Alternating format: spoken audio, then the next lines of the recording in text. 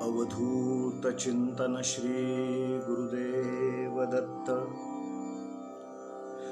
दत्तात्रेयं प्रपद्ये शरणमनुदिनं दीनबन्धुं मुकुन्दं।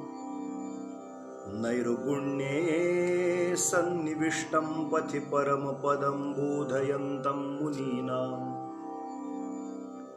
भस्माभ्यङ्गं जटाभिः सुललितमुकुटं दिक्पटं दिव्यरूपं। सह्याद्रौ नित्यवासं प्रमुदितममलं सद्गुरुं चारुशीलं। काषायवाससमजं कमलाक्षमेकं मालाकमण्डलुधरं रमणीयलीलम्। गोष्वान् क्रीडनपरं निगमान्तकेलिं। देवत्रयात्मकमहं सततं नतोऽस्मि। कामं कल्पद्रुमो ह्येष साधुवृन्दानुसेवितः। दत्तात्रेयो महायोगी कलौ श्रीपादश्रीवल्लभः। पुरुषोत्तमाची स्तुती सगळे मिळून करूया। गोवर्धनधरं वंदे गोपालं गोपरूपिणं। गोकुलोत्सवमीशानं गोविन्दं गोपिकाप्रियम्। भक्तिर्भवति गोविन्दे पुत्रपौत्रविवर्धिनी। अकीर्तिक्षयमाप्नोति सत्कीर्तिर्वर्धते चिरम्। सगळ्यांच्या परिपाठातला श्लोक। कृष्णाय वासुदेवाय हरये परमात्मने प्रणतः क्लेशनाशाय गोविन्दाय नमो नमः। जन्माद्यस्य यतोऽन्वयादितरतश्चार्थेष्वभिज्ञस्वराट्। तेने ब्रह्महृदाय आदिकवये मुह्यन्ति यत्सूरयः। तेजो वारिमृदां यथा विनिमयो यत्र त्रिसर्गो मृषा। धाम्ना स्वेन सदा निरस्तकुहकं सत्यं परं धीमहि। सच्चिदानन्दरूपाय विश्वोत्पत्त्यादिहेतवे तापत्रयविनाशाय श्रीकृष्णाय वयं नुमः। यं प्रव्रजन्तमनुपेतमपेतकृत्यं द्वैपायनो विरहकातर आजुहाव। पुत्रेति तन्मयतया तरवोऽभिनेदुस्तं सर्वभूतहृदयं मुनिमानतोऽस्मि। निगमकल्पतरोर्गलितं फलम् शुकमुखादमृतद्रवसंयुतं। पिबत भागवतं रसमालयम्। मुहुरहो रसिका भुवि भावुकाः। गोपाल कृष्ण भगवान की जय।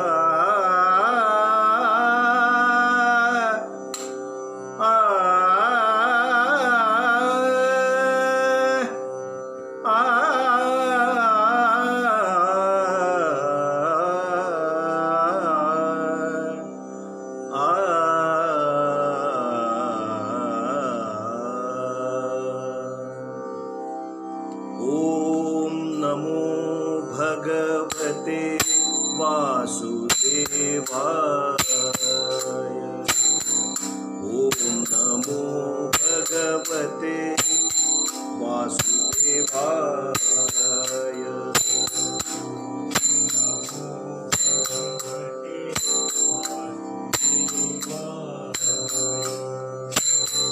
ओम नमो भगवते वासुदेवाय। ओम नमो भगवते वासुदेवाय। ओम नमो भगवते वासुदेवाय। ओम नमो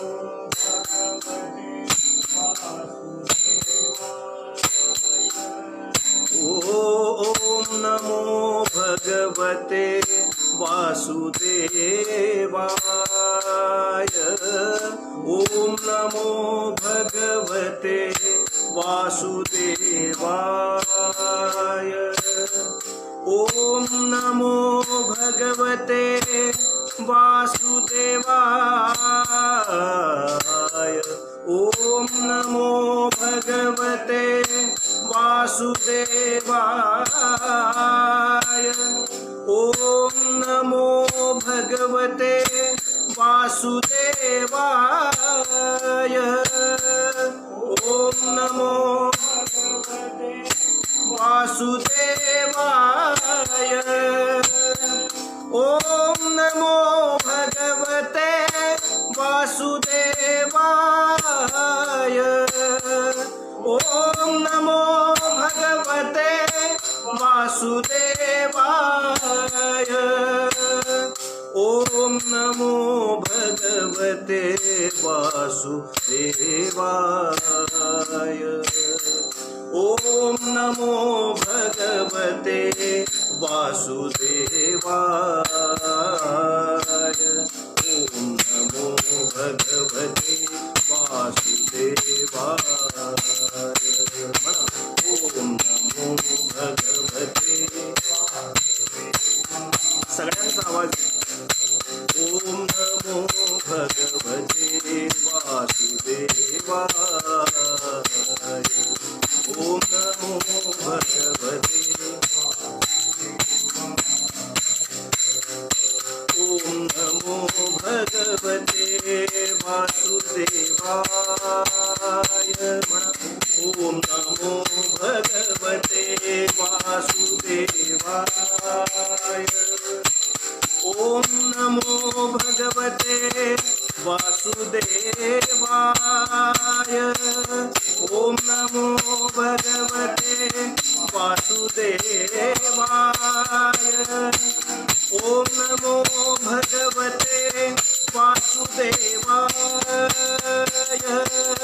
ओम नमो भगवते वासुदेवाय। ओम नमो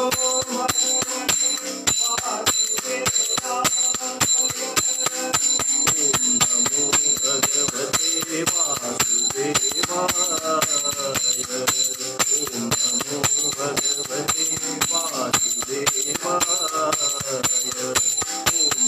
ओम नमो भगवते वासुदेवाय। अवधूत चिंतन श्री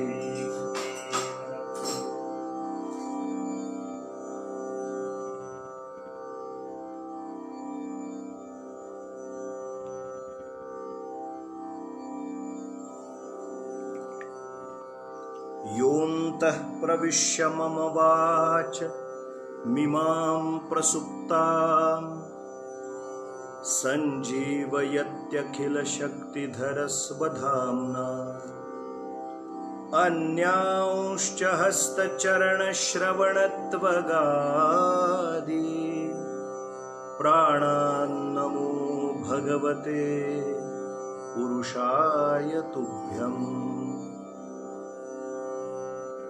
नमस्ते शारदे देवी सरस्वती मतिप्रदे वसत्वं मम जिह्वाग्रे सर्वविद्या प्रदा भव। गोपाल कृष्ण भगवान की जय।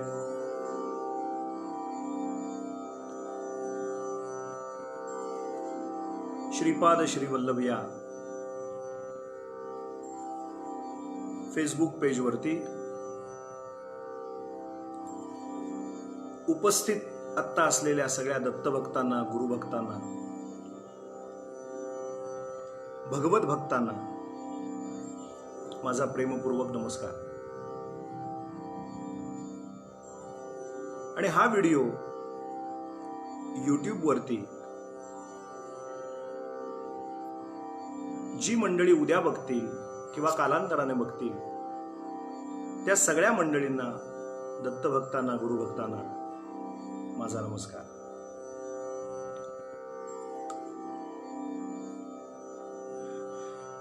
काल अधिक मासातली एकादशी, कमला एकादशी, आणि त्या एकादशीचं निमित्त साधून आपण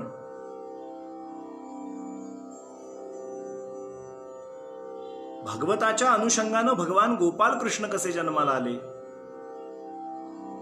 तुरुंगामध्ये त्यांचं प्रागट्य कसं झालं चतुर्भुज रूपानं, याविषयी कालच्या दिवशी चरित्राख्यान ऐकलं. रोज काही ना काहीतरी एखादी बातमी अशी आपल्या कानावरती येते की ज्याच्यामुळे आपलं मन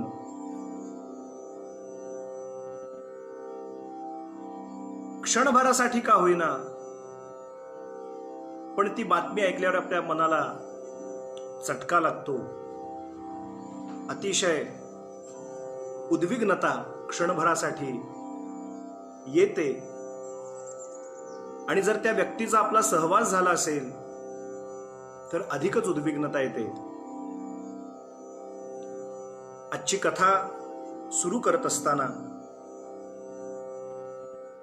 थोडा विलंब झाला, एक 5-7 मिनिटं. याचं कारण असं की आजच्या फेसबुक लाईव्हच्या माध्यमातून आपल्याशी संपर्क साधण्यापूर्वी एक दुःखद वार्ता कीर्तन प्रवचन क्षेत्रात काम करणारे अध्वर्यू असे, ज्यांचा आमचा खूप जवळून संपर्क आला दत्त महाराजांच्या कृपेने, असे रुक्मिणी मातेचे उपासक, पुजारी, हक्कदार पुजारी, उत्पात पुजारी, प्रखर राष्ट्रभक्ती चित्तात असणारे, सावरकरांचे निस्सीम भक्त, सावरकर प्रेमी आणि सावरकरांच्या विचाराला अनुसरून पंढरपुरात कार्य करणारे परम आदरणीय भागवताचे अभ्यासक, भागवताचार्य असे आमचे परमश्रद्धेय, परम आदरणीय वा ना उत्पात यांचं आज दुर्दैवी निधन झालं. ते पांडुरंगाच्या, रुक्मिणी मातेच्या चरणी लीन झाले. आजच्या दिवशी त्यांचं देहावसान झालं.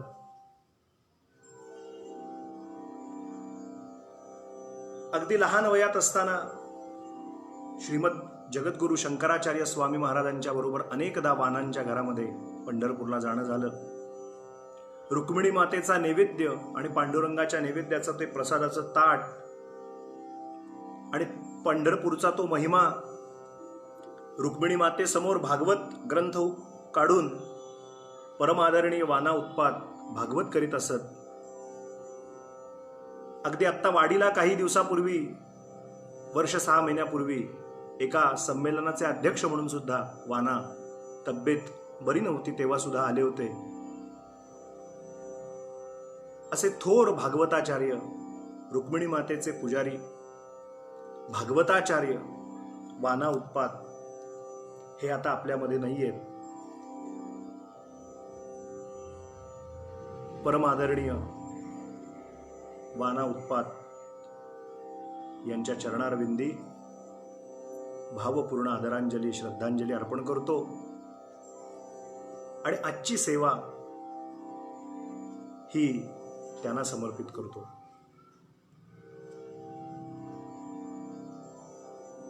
खरं पाहता आजच्या भागाच्या सुरुवातीला मी गानसम्राज्ञी लता दीदी यांचा 91वा वाढदिवस पूर्ण झाला. 92वं वर्ष त्यांना लागलं. लता दीदींना शुभेच्छा या स्वरूपात देऊन आजच्या भागाची सुरुवात करणार होतो. परंतु ही दुःखदायक क्लेशदायक बातमी ऐकल्यानंतर आजची कथा वानांना समर्पित करूया, वाना उत्पात यांच्या चरणी समर्पित करूया. पण हर्ष शोक या स्वरूपामध्ये उभं आयुष्य संगीतासाठी ज्यांनी वेचलं, स्वरावर ज्यांची सत्ता, किंबहुना असं पुन्हा होणे नाही अशी माऊली गान सरस्वती लता दीदी, भारताचं नव्हे तर आपल्या संपूर्ण विश्वाचं वैभव असलेली त्या लता दीदी 91 वर्ष पूर्ण करून 92व्या वर्षामध्ये त्यांनी पदार्पण केलंय. तर आपण अशी प्रार्थना करूया दत्तचरणी, आपापल्या इष्टदेवतेच्या चरणी, की भारतरत्न लता दीदींना चांगलं आयु आणि चांगलं आरोग्य महाराजांच्या कृपेने लाभो. ही लता दीदींना शुभेच्छा. पण आजची कथा सुरू करताना थोडंसं हलायला झालं, कारण मगाशीच आत्ता कोणीतरी लिहिलं इथे की थोर माणसं सोडून चाललेत. खरंय, एकापेक्षा एक उच्च अशी मंडळी. पुण्यात विद्यानंद सरस्वतींनी देह ठेवला, ती पण एक दुःखदायक बातमी आहे. त्यामुळे एकापेक्षा एक मंडळी या क्षेत्रातली, अध्यात्म क्षेत्रातली अशी कोरोनाच्या या काळामध्ये. काळ असा आहे की मनात इच्छा झाली तरी सुद्धा माणूस तिथपर्यंत पोहोचू शकत नाहीये. जी माणसं उभी आयुष्यभर त्यांच्यासाठी भागवत केलंय, कीर्तन केलंय, लेख लिहिलेत, अन्य काही गोष्टी केल्यात, त्या लोकांचं अंत्यदर्शन सुद्धा त्यांच्या चाहत्यांना किंवा त्यांच्या भक्त मंडळींना घेता येत नाहीये. ही खूप क्लेशदायक बातमी आहे, लक्षात घ्या. तरी पण हा जो काळ आहे हा बिकट काळ आहे, आणि आहे या बिकट काळामध्ये म्हणजे जसं बोलीभाषेमध्ये दुष्काळात 13वा महिना म्हणतात, अगदी तसंच नेमकं झालंय की चालू कोरोना काळात दुष्काळात 13वा महिना असं नाही, ऐन कोरोनाच्या काळात 13वा महिना म्हणजे हा धोंड्याचा महिना, अधिक महिना त्यात पण आलेला आहे असं म्हटलं तर वावगं ठरणार नाही. त्यात आणखीन हा एक महिना वाढलाय, वाढीव महिना आहे, अधिक महिना आहे. पण असं जरी असलं तरी एक वाक्य नारायणबुवा काण्यांना म्हणजे नानांना श्रद्धांजली देताना मी एक वाक्य म्हणालो होतो की शो मस्ट गो ऑन. आजचा दिवस भरभरून जगायचं, फार पुढची काळजी करायची नाही. जे हातचं सुटून गेलं त्याच्याविषयी जास्ती चर्चा करत बसायचं नाही. उद्या माझं कसं होईल याच्या काळजीनं आत्ताचा माझा वर्तमान बाधित करून घ्यायचा नाही. हे तर आपल्या हातात आहे की नाही. आणि हे आपल्या हातात कसं आहे तर मर्त्य मानवाच्या जेवढ्या केवढ्या गोष्टी आपण करू त्या सगळ्या व्यथा ठरतात, पण भगवंताची असते त्याला कथा असं म्हणतात. बंगालला परमश्रद्धेय आनंदमयी मा नावाच्या अतिशय अधिकारी सत्पुरुष एक होऊन गेल्या. तुम्ही जर योगानंदांचं चरित्र वाचलं असेल, महावतार बाबाजींचं दर्शन ज्यांना झालं, ऑटोबायोग्राफी ऑफ हिमालयाज योगी नावाचं पुस्तक, किंवा त्या पुस्तकाचं योगी कथामृत, मला आत्ता नाव आठवलं, योगी कथामृत असं त्या पुस्तकाचं मराठीतलं भाषांतर आहे. ते जे योगानंदांनी लिहिलंय, त्या योगानंदांनी लिहिलेल्या पुस्तकामध्ये आनंदमयी मांचा खुलासा आहे पहा. किंबहुना तुम्ही युट्यूबवरती जर काही व्हिडिओ जर तपासलेत, मी का सांगतोय जाता जाता हे आपल्याला, जे आपण आजपर्यंत कधी पाहिलं नसेल ते पहा या निमित्तानं. महर्षी रमणांचे व्हिडिओ आहेत युट्यूबवरती, देवदयनी आता उपलब्ध आहेत. आनंदमयी मांचे व्हिडिओ उपलब्ध आहेत. आनंदमयी मा या उन्मनी अवस्थेत जगणाऱ्या खूप मोठ्या अधिकारी अशा एक स्त्री संत होऊन गेल्या, फारच अधिकारी, उन्मनी अवस्थेत राहायच्या. इंदिरा गांधी त्यांना नमस्कार करायला गेल्या होत्या तिथल्या एका यज्ञाला. असा एक तो व्हिडिओ युट्यूबवरती अवेलेबल आहे. तर त्या आनंदमयी माझ्या होत्या. त्यांचा आश्रम पुण्याला सुद्धा, आपल्या खास माहितीसाठी जी लोक पुण्यातली श्रवण करत असतील आता लाईव्ह मध्ये जे ऐकतायत पुण्यातली मंडळी, तुम्ही युनिव्हर्सिटीला, पुणे युनिव्हर्सिटीवरनं निघालात की खाली डेक्कनकडे यायला निघालात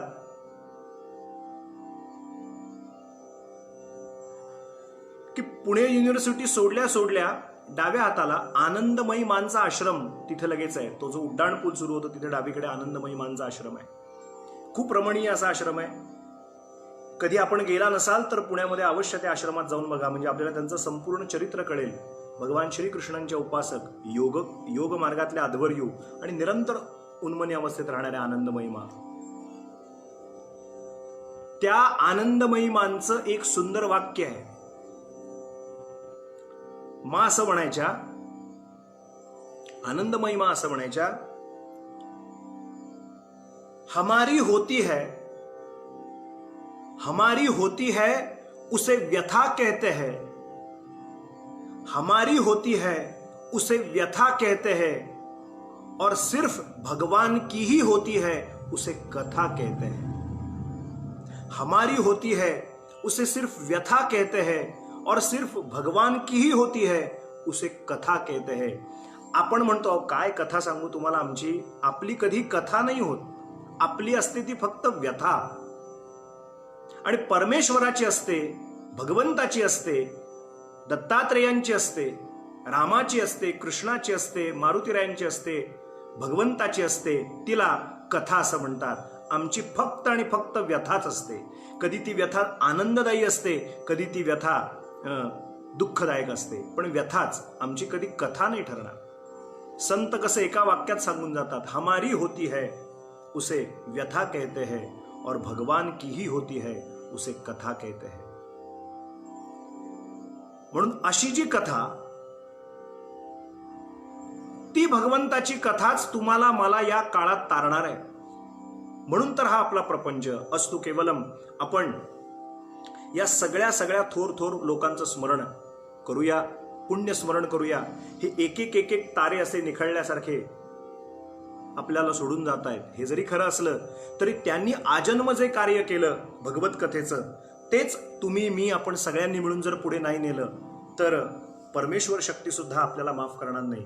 म्हणून एकीकडे हृदयामध्ये त्यांच्याविषयी कृतज्ञता भाव, दुःख निश्चित आहे, परंतु या सगळ्या महापुरुषांचं, महानुभवांचं स्मरण करत करत या कोरोनाच्या कठीण कराल काळामध्ये आपल्याला ईश चिंतनाशिवाय दुसरा कुठला तरुणोपाय नाही. म्हणून 2 क्षण भजन करूया, जरा या प्रस्तावनेतनं थोडंसं बाहेर येऊया आणि आपल्या मूळ कथेकडे लक्ष केंद्रित करूया. गोपाला नंदलाला, मुरली मनोहर नंदलाला,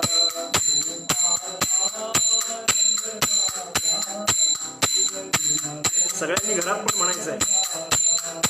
गोपाला नंदलाला, मुरली मनोहर नंदलाला,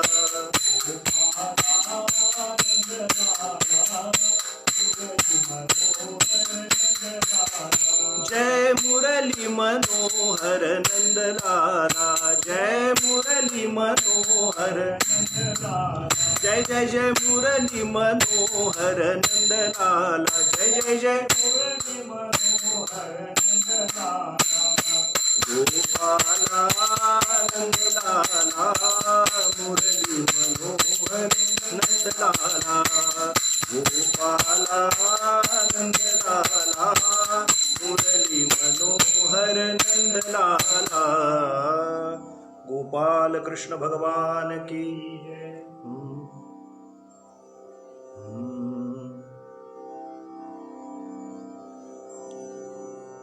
आता आपल्या कथेकडे लक्ष देऊया.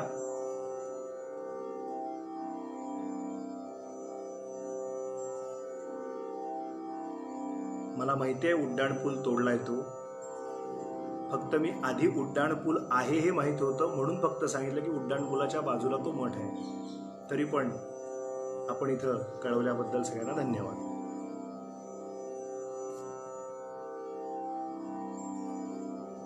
कालच्या कथेमध्ये आपण असं पाहिलं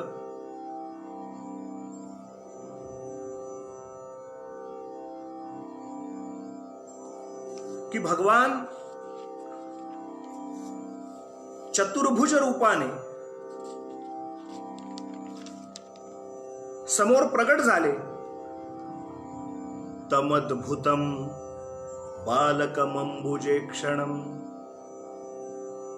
चतुर्भुजम शंख गदार युधायुधम. चतुर्भुज रूपाने भगवान प्रगट झाले, दर्शन झालं. वसुदेवांनी स्तुती केली असं मी आपल्याला सांगितलं. मग देवकीनं स्तुती केली. दोघ जण अंतःकरण त्यांचं भरून आलं आणि दोघे जण रडायला लागले. तेव्हा ते दोघे पती पत्नी विचारतायत, महाराज असं आम्ही काय केलं होतं मागच्या जन्मी, खरंच कल्पना नाही की काय पुण्याई आमच्या गाठीला होती.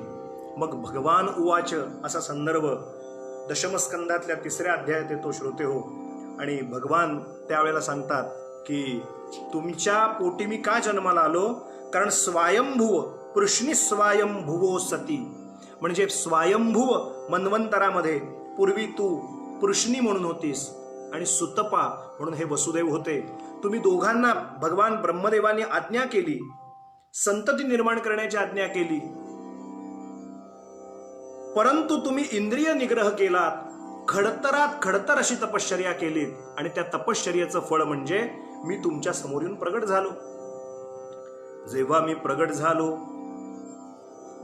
तेव्हा वरम ब्रूही असा शब्दप्रयोग केला, काय पाहिजे मागा. आणि जेव्हा मी वर मागितला, व्रियतां वर इत्युक्ते मादृशो वामृतः सुतः. तुम्ही दोघांनी प्रार्थना केली, देवा भगवंता आम्हाला जर वर देणारच असाल तर तुमच्या समपुत्र भावा, तुमच्या समपुत्र भावा, तुमच्या समपुत्र भावा. आणि माझ्या मुखातनं त्यावेळेला शब्द आले, तथास्तु तथास्तु तथास्तु. तुमच्या समपुत्र व्हावा, तुमच्या समपुत्र व्हावा, तुमच्या समपुत्र व्हावा. माझ्याही मुखातनं शब्द गेले, तथास्तु तथास्तु तथास्तु. आणि मग माझ्या लक्षात आलं की माझ्यासारखा मीच आहे, माझ्यासारखा या जगात अन्य कोणी दुसरा नाही. याचा अर्थ असा की तुम्ही अशा काही पद्धतीनं मलाच तुमच्या उदरी मागितलं होतं, पण तेव्हा तुमच्या त्या प्रेमावेगामध्ये भक्तीने मी वश झाल्यामुळे तुम्ही जे मागितलं त्याला मी तथास्तु म्हणालो. आणि मग माझ्या लक्षात आलं की माझ्यासारखा मीच आहे. आणि मग मी पृष्णी गर्भानाव धारण केलं आणि तुमच्या उदरी जन्माला आलो. ही होती पृष्णी माता आणि तुम्ही होता सुतपा. विष्णू सहस्रनामात सुतपा नावाचा उल्लेख येतो. ही जी सहस्रनामावली आहे ती म्हणताना ही सगळी नावं आहेत भगवंताचे आधीचे जे जे बंधू म्हणून जन्माला आलेत, पहिले 6, त्या सगळ्यांची नावं सुद्धा मी आधी सांगितली. ती सगळी नावं विष्णू सहस्रनामात भगवंत स्वरूपच आहेत. ते हे लक्षात ठेवायचं. भगवंताहून ते निराळे नाहीत, ते वेगळे नाहीत. त्यामुळे भगवंताचं स्वरूप असल्यामुळे भगवंताचंच नाव त्यांना धारण केलेलं आहे, त्यांनी धारण केलंय. कुठेतरी एके ठिकाणी विष्णू सहस्रनामात सुतपा म्हणून असा संदर्भ आलेला आहे. आणि तो सुतपा पृष्णी गर्भ पहिला जन्म. दुसऱ्या जन्मात हीच देवकी माता आदिती झाली, तुम्ही भगवान कश्यप झालात आणि तुमच्या दोघांच्या उदरी मी वामन द्वादशी ज्याला म्हणतात, द्वादशीच्या दिवशी जन्माला आलो. वामन नावाचा माझा अवतार घेतला. बळीराजाचा यज्ञ चालू होता आणि त्या यज्ञामध्ये जाऊन 3 पावलं जमीन मागितली. तो माझा वामन अवतार, तो कश्यप आदिती उदरी घेतला.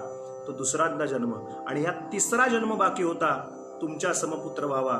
त्या 3ऱ्या वेळेला तू देवकी माता म्हणून झालेस आणि भगवान कृष्णी हे जे सुतपा आहे हे वसुदेव झाले. आणि आता वसुदेव देवकी चौधरी मी जन्माला आलोय, ही आपण जन्मानुजन्म तुम्ही माझे माता पिता आहात आणि तुमच्या पोटी मी जन्म घेतोय, हे जेव्हा भगवंतांनी चतुर्भुज रूपानं सांगितलं, अतिशय आनंद झाला.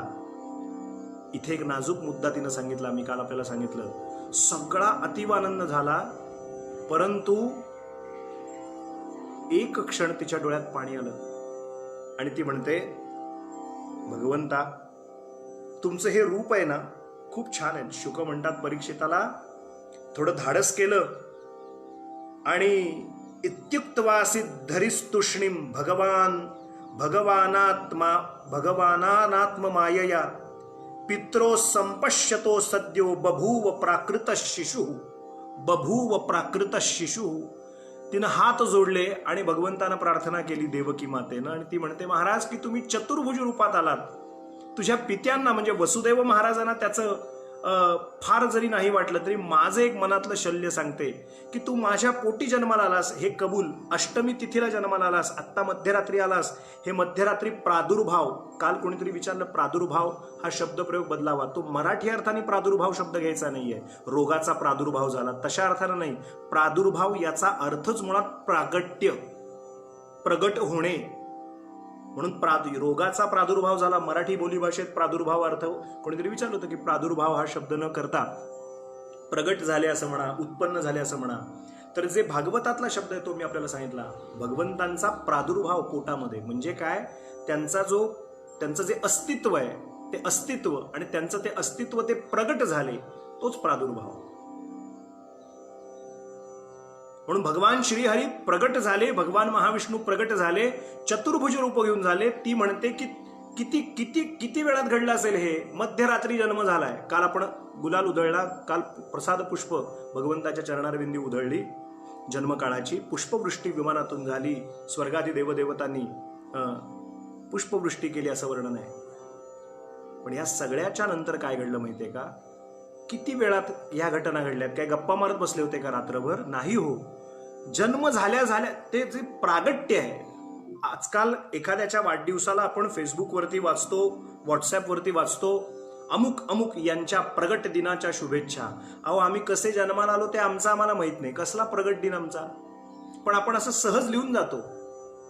हा, आता गजानन महाराज प्रगट दिन वगैरे असं आपण लिहितो, वाचतो, ते ठीक आहे.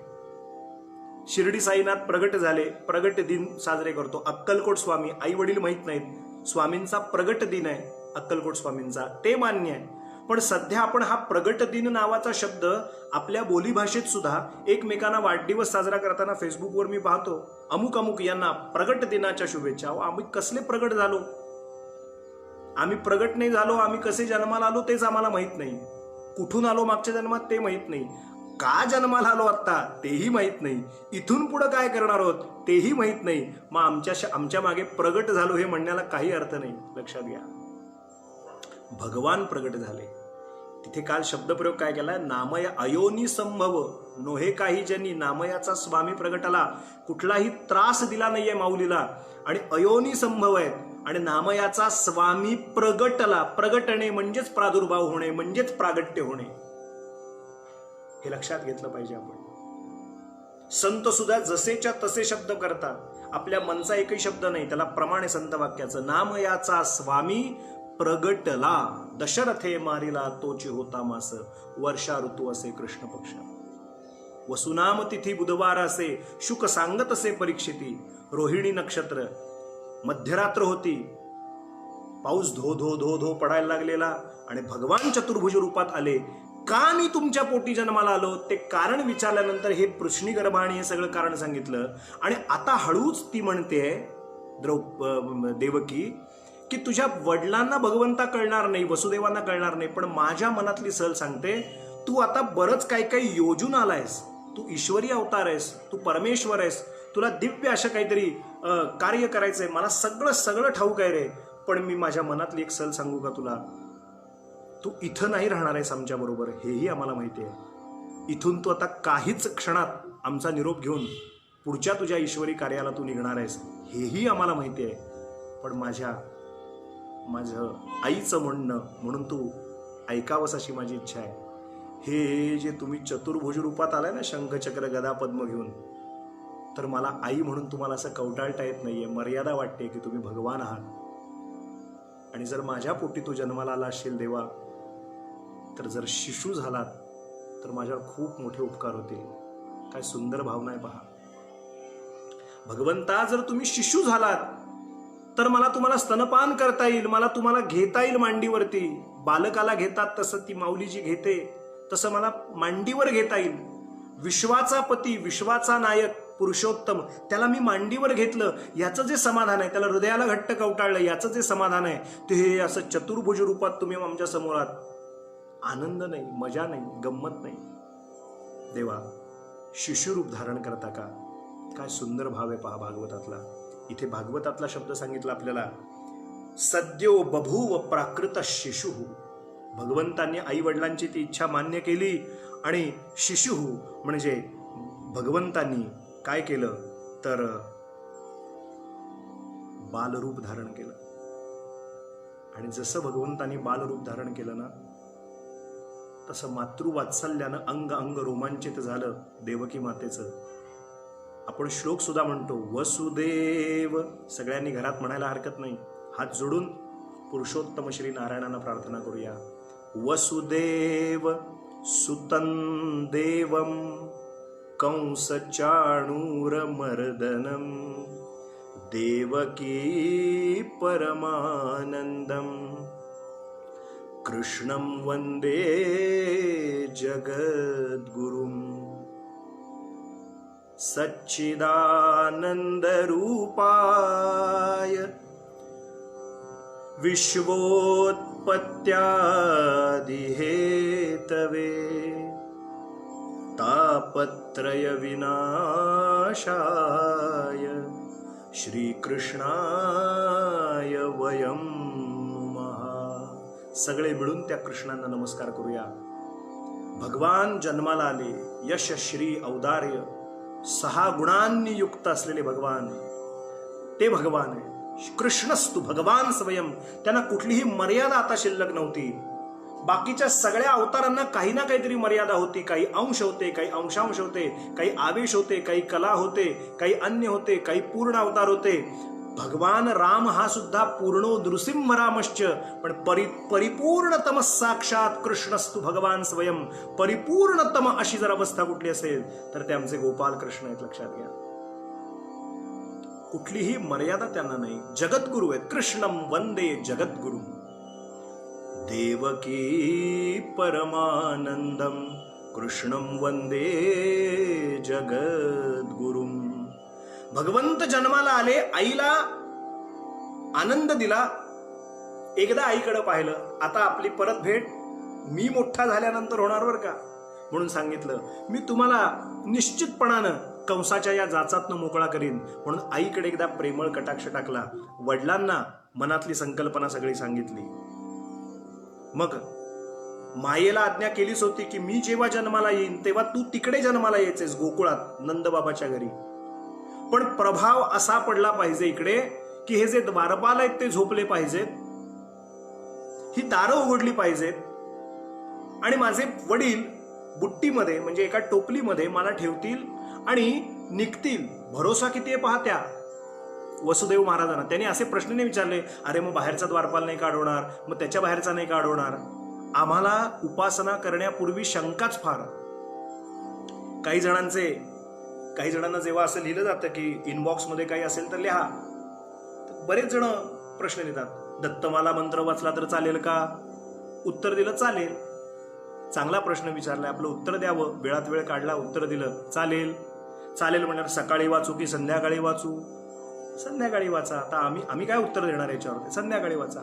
मग संध्याकाळी आंघोळ करायलाच पाहिजे का? केली तर छान, पण आम्हाला करता नाही आली तर? आता जर एवढे प्रश्न निर्माण झाले तर कोण उत्तर देत बसेल? मुद्द्याशी कधी गाठ घालणार? कारण आमचा भरोसा कर्माविषयी नसतोच. आम्हाला प्रश्नच फार विचारायचे असतात, चिकित्साच फार असते आमच्या चित्तामध्ये. आम्हाला कर्म करायचं नसतं, आम्हाला ती उपासना साधायची नसते, आम्हाला प्रश्नावलीच फार विचारायची असते. मग हे असं केलं तर काय होईल, ते तसं केलं तर काय होईल, त्याच्या आधी हे म्हटलं तर काय होईल, त्याच्यानंतर ते काय म्हटलं. अरे मुद्द्याशी गाठ घातली पाहिजे. आम खाव पेड मत गिनो, अक्कलकोट स्वामी म्हणायचे.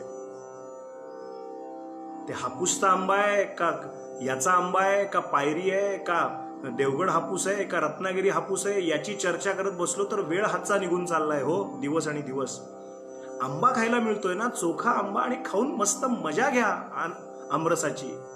तो कुठला का असे ना, तोतापुरी असेल, पायरी असेल, हापूस असेल, कुठलाही असू दे, खायला मिळतोय ना, कशाला चर्चा करत बसायची. वसुदेव महाराजांचा निर्धार किती पहा.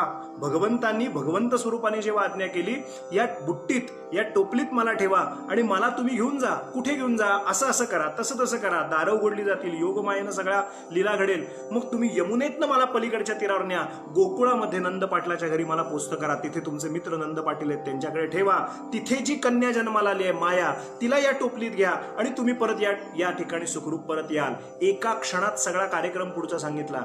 भगवंत कृष्ण अवतार हा एकमेव अवतार असा आहे की तो आल्या आल्या कार्याला सुरुवात आहे, त्याला थांबायला वेळ नाहीये, थांबायला वेळ नाहीये. काही लोक विचारतात की काही लोकांचा सध्या प्रॉब्लेम हा आहे, काही लोकांची अडचण ही आहे, काही लोकांची शंका ही आहे की 16-16 तास, 12-12 तास, 15-15 तास काम करणारी लोक त्यांना नको आहेत.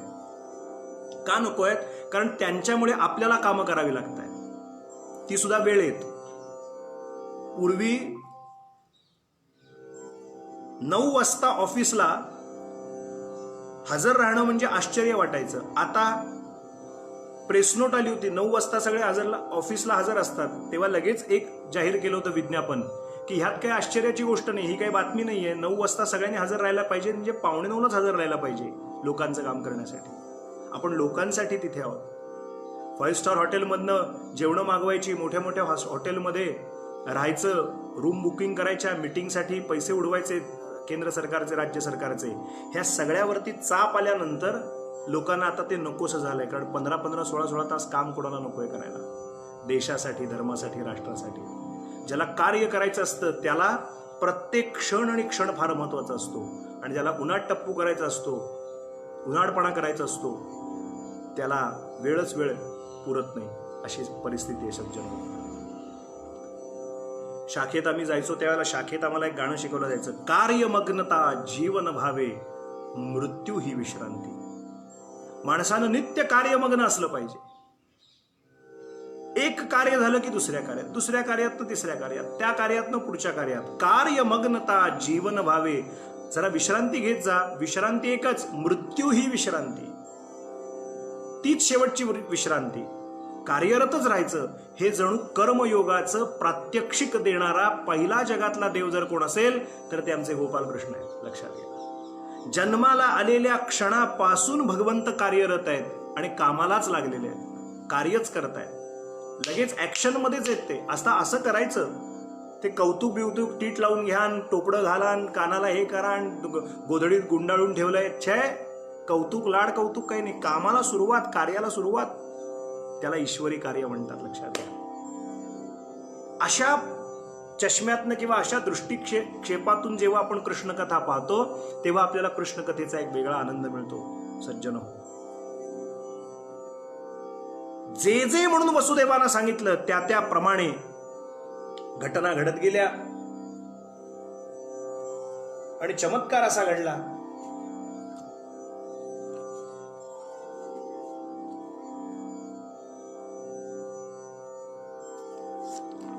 की ज्या ज्या गोष्टी सांगितल्या त्या त्या तशाच घडत गेल्या. योग मायेच्यामुळे द्वारपाल आणि नगरातील लोकांच्या सगळ्या इंद्रिय वृत्ती अशा खेचून घेतल्या गेल्या.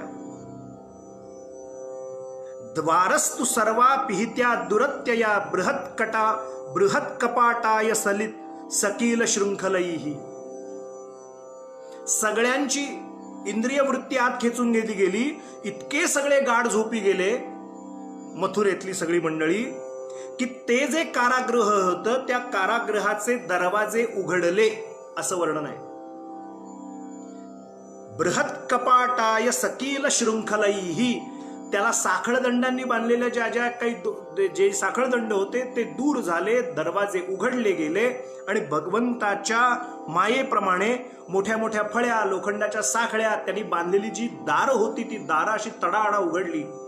ते जे द्वारपाल होते ते तिथेच झोपी गेले आणि भगवंतांचं ते शिशुरूप वसुदेव सुद्धा बघत बसले. देवा काय लीला आहे हो तुमची. थोड्या वेळापूर्वी आम्हाला चतुर्भुज रूपात तुम्ही दर्शन दिलं, नारायण स्वरूपात, विष्णू स्वरूपात, आणि चतुर्भुज पण बालक रूपात, बाल चतुर्भुजातलं बालरूप दर्शन दिलं. आणि आता खरोखर शिशु झालात. किती भाग्य असेल आमचं की कृष्ण नावाचा हा अवतार तुम्ही आमच्या पोटी जन्माला आलात. एकदा भगवंताच्या चरणारविंदी नतमस्तक झाले आणि सांगितलं, देवा आता इथून तिथे पोचतं करायची जबाबदारी तुमचीच, मी फक्त माध्यम आहे. आध्यात्मिक तत्वज्ञान हेच सांगतं, मी करता ऐसे म्हणावे, मग मनासारखे कान व्हावे, म्हणून करता रघुनाथ म्हणावे, सर्व इष्ट पाविजे. समर्थ म्हणाले, मी करतो असं म्हणायला लागलं की गळ्यात घोंगडं येतं. त्यापेक्षा कालच्या गोंदवलेकर महाराजांच्या कालच्या तारखेच्या प्रवचनात होतं, अशी सवय लावून घ्यावी की प्रत्येक कर्म करताना भगवंता हे तू माझ्याकडनं करून घेतोयस. सहजची माळी नेई त्या स्थळी, वळेची जैसे पाणी. सहजची माळी, बरं का, स्वरूपानंदांनी वर्णन करून ठेवलं, सहजची माळी नेई त्या स्थळी, वळेची जैसे पाणी. तैसी सर्व ही कर्म करावी, अहंकार सांडोनी. होती ज्याच्या सत्ता मात्रे विश्वाचे व्यवहार, तो तू करता आणि करविता सकलची जगदाधार. तू सगळ्या जगाचा आधार तू आहेस भगवंता. होती ज्याच्या सत्ता मात्रे विश्वाचे व्यवहार. तुझ्या सत्तेनं हा सगळा व्यवहार विश्वाचा चाललाय ना, आम्ही फक्त निमित्ताचे धनी आहोत. मी तुला आता नेतो गोकुळात असं नाही म्हणाले ते म्हणाले, देवा तू मला निमित्ताचा धनी कर आणि माझ्याकडनं ही सेवा नीट करून घे, तुला अपेक्षित असलेली. कारण त्यानंतर तुझा आमचा आई वडील म्हणून आम्ही दोघे पती पत्नी तुला परत भेटणार नाही, तुझी इच्छा झाल्याशिवाय. त्यामुळे हे तसं पाहता तुरुंगातलं तुझं आमचं हे शेवटचं आत्ताचं दर्शन. व्हॉट्सअपच्या भाषेत बोलायचं तर लास्ट सीन असं वगैरे असतं ना, त्या वेळेप्रमाणे आता हे शेवटचं दर्शन इथलं तुरुंगातलं. त्यानंतर तू इच्छा करशील तेव्हा आम्हाला तुझं दर्शन घडेल, तोपर्यंत आम्हाला तुझं दर्शन नाही घडायचं. कारण तू इतर काही जीवांना आनंद द्यायला तिकडे जाणार आहेस, त्याचीही मला कल्पना आहे. किती धीरोदात्तपणा आहे वसुदेव महाराजांच्याकडे. अनन्य शरण झाले भगवान कृष्णांच्या चरणारविंदी. तोपर्यंत त्यांचं नाव कृष्ण ठेवलेलं नाही अजून, पण आपल्या बोलीभाषेत बोलताना आपण म्हणूया भगवंताच्या चरणी अनेक अनेक दंडवत केले आणि टोपलीमध्ये घेतलं. एवढ्यामध्ये काय झालं, ता कृष्ण वाहे वसुदेव आगते, स्वयं व्यवर्यंत यथा तमूरवे, ववर्ष पर्जन्य उपांशु गर्जितः, शेषोन्वगाद वारी निवारयन फणैः. फार सुंदर वर्णन केलंय. ते म्हणाले, सूर्योदय होताच जसा अंधकार नाहीसा होतो, त्याप्रमाणे ढग हळूहळू गर्जना करीत वर्षाव करायला लागले. म्हणून शेष आपल्या फणांनी पाऊस अडवीत भगवंताच्या पाठोपाठ चालू लागला. काय काय सुंदर भागवताची भाषा आहे पहा. ते म्हणतात, आकाशातून मेघ वर्षाव करायला लागले. त्यांना देवांना पाहायचं होतं, ते मधले द्वारपाल सगळे झोपले होते. आता ते निराळ सांगायची गरज नाही, दारं उघडली. एकदा शेवटचं एकदा देवकी मातेने एकदा डोळे भरून पाहिलं, कृष्णा भगवंता पुन्हा लवकरात लवकर दर्शन दे म्हणून विनवणी केली. एकदा त्या आईला काय त्या क्षणाला झालं असेल आपण कल्पना करा. तेवढाच सहवास मध्यरात्रीच्या, कारण तेवढ्या रात्रीत हा सगळा पराक्रम करायचा होता, लक्षात घ्या. नमस्कार केला. टोपलीमध्ये त्या बालकाला घेतलं वसुदेव महाराजांनी आणि जे थेट निघाले. जसं मथुरा सोडलं. एक आनंदाची गोष्ट आपल्याला आणखीन सांगतो. जाता जाता आपण पण पाहिलंच असेल, आज टीव्हीवरती जर आपण बातमी ऐकली असेल, पाहिली असेल, तुमच्या जर लक्षात आली असेल बातमी, तर एक आनंददायक बातमी राम जन्मभूमीप्रमाणे घडलेली आहे. ती बातमी अशी आहे श्रोते हो, की ज्याप्रमाणे राम जन्मभूमीचा मार्ग मोकळा झाला कायदेशीर पद्धतीने, तसं आजच कोणा एका वकिलाने कृष्ण जन्मभूमीसाठी न्यायालयात धाव घेतली आणि आता लवकरच त्याच्यावरती सुनावणी सुरू होईल. आक्रांता जे जे येऊन गेले, त्या आक्रांता जे जे आले, ज्यांनी या भारतभूमीवरती हल्ले केले आणि आमची जी श्रद्धास्थान आहे ती उद्ध्वस्त केली आणि तिथे आपापल्या मशिदी बांधल्या आणि आपापली प्रार्थना स्थळं बांधली आणि आपल्यावरती ती प्रार्थना स्थळं लादली, जी मुळातली आपली आहे, ती मिळवण्याप्रती अनेक वर्ष रामांना वाट पाहायला लागली. 450-500 वर्ष आता रामांना वाट पाहायला लागली. आणि या देशात रामांना सांगायला लागलं कायदेशीर भाषेत की मी इथेच जन्माला आलो इत्यादी. रामांना याचा अर्थ त्यांना पार्टी व्हावं लागलं आणि कोर्टात सांगावं लागलं की मी इथे जन्माला आलो. मग त्याचे दाखले आमच्या सगळ्या कथाकारांनी संत सत्पुरुषांनी देऊन ठेवले. अयोध्या तो झाकी है, काशी मथुरा बाकी है, ही जी म्हण त्यावेळेला दिली होती 20 वर्षापूर्वी विश्व हिंदू परिषदेने, त्याची कुठेतरी सुरुवात आज झाली आहे. योगायोग म्हणूया हा सुद्धा, की आपण ज्या मथुरेत तुरुंगामध्ये भगवान जन्माला आले त्या तुरुंगाची चर्चा करतोय. तिथे लागून मी 2-3 वेळेला तिथे गेलोय, पाहिलंय. आपण जर आत मंदिरात गेलात तर पुढे संगमरवरी मंदिर आहे, पण एका बाजूने कृष्ण जन्मभूमीला जेव्हा आपण आत जातो, आपल्यापैकी जर कोणी गेला असेल तर त्यांच्या लक्षात येईल मी काय म्हणतोय ते. जे गेले नसतील त्यांना मी आत्ता काय बोलतोय ते तिथे गेल्यानंतर लक्षात येईल आणि आठवेल. आत गेल्याच्या नंतर तिथे छोटी जन्मभूमी दाखवली जाते की इथे आहे तुरुंगाची जागा, इथे देवकी आणि वसुदेव राहत असत, हे तुरुंगाची ती जागा, इथे कृष्ण जन्मभूमी. आणि जर आपली नजर डावीकडे गेली की कळतं शेजारी मध्ये एक भिंत आहे आणि पलीकडे मशीद आहे. या आक्रांता लोकांनी येऊन, हल्ले करणाऱ्या लोकांनी भारतावर येऊन हल्ले केले आणि भारतावर साम्राज्य गाजवलं. त्यांनी आपली हिंदूंची प्रार्थना स्थळं नष्ट केली. आपल्या ज्या धार्मिक जागा होत्या, श्रद्धेच्या जागा होत्या, त्या उद्ध्वस्त केल्या आणि आपलं काहीतरी तिथे एक प्रस्थापित करण्याचा प्रयत्न केला. आता अयोध्येचा मार्ग मोकळा झालेलाच आहे.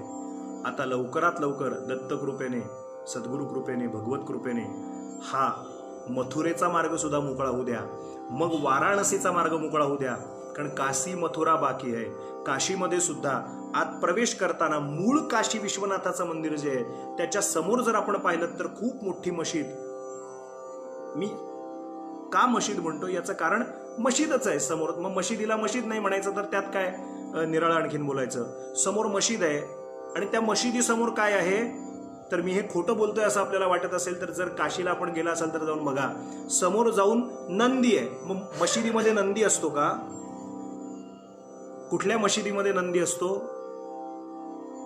नंदी समोर आहे याचा अर्थ आमचा महादेव आधी आत होता. आमचा आणि तुमचा असा विषय नाहीच आहे इथे.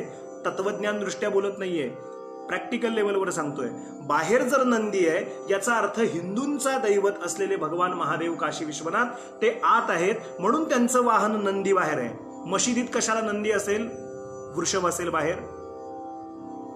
याचे अर्थच हे श्रोते हो, की त्या वेळेला त्या मूर्ती काढून त्या ज्ञानवापी मंडपामध्ये तिथे ती स्वयंभू काशी विश्वनाथाची पिंडी आत टाकावी लागली. आजही त्या विहिरीमध्ये जाऊन आपण श्रद्धेने नमस्कार करतो वाराणसीला गेल्यानंतर. आणि आत्ता जी वाराणसीची पिंडी आपण पाहतो ती पुण्यश्लोक अहिल्याबाईंच्या कृपेमुळे आपल्याला मिळाली आहे. म्हणून गुरुचरित्रामध्ये सुद्धा काशीचं वर्णन करताना जे केलंय ते आपण नीट वाचा. तिथे सुद्धा जाताना मनात कुठेतरी असं मन खटू होत होतं की हे काय आपल्याला पाहावं लागतंय. पण आपण प्रार्थना करण्याशिवाय काही करू शकत नाही. आपण प्रार्थना अशी करूया की लवकरात लवकर हे सगळं मळब हिंदू संस्कृतीवरचं, हिंदू धर्मावरचं दूर होऊ द्या, नष्ट होऊ द्या. हे आक्रांता लोक इथे येऊन त्यांनी जे आपलं साम्राज्य केलं, त्यांची जी पाळंमुळं इथे रोवली ती आता उखडून काढायची योग्य वेळ हीच आहे. आणि या वेळेला आता आपण जर मागे हटलो तर मग येणारा काळ आपल्याला माफ करणार नाही. म्हणून मागे अजिबात हटायचं नाही, अजिबात हटायचं नाही. ज्या ज्या मोमेंटम असतील, ज्या ज्या घटना घडतील त्यात उत्स्फूर्तपणे सहभाग घ्यायचा. बास झालं. असं तसं केव्हा तरी मेलोच असतो ना, मरणारच आहोत ना. मग देवासाठी, धर्मासाठी, राष्ट्रासाठी जर कधी मरायची वेळ आली तर सज्ज राहायला पाहिजे. हे आपल्याला कृष्णचरित्र शिकवतं.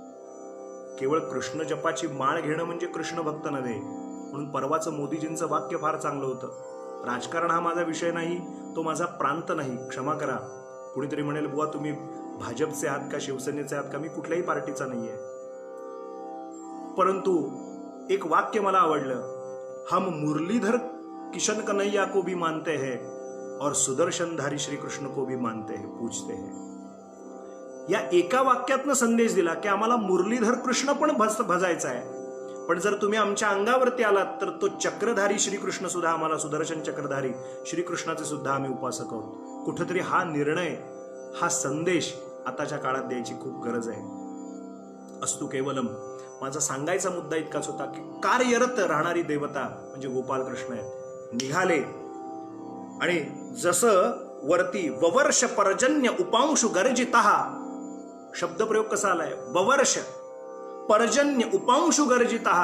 उपांशु गर्जितः म्हणजे फुटून फुटून, म्हणजे काय म्हणूया त्याला, बिजुरी, म्हणजे वीज चमकते. वीज चमकल्यावर ते मेघ वर्षाव करू लागले, आणि जसे मेघ वर्षाव करू लागले त्या टोपलीत असलेल्या गोपाल कृष्णांच्या वरती अभिषेक करायला लागले.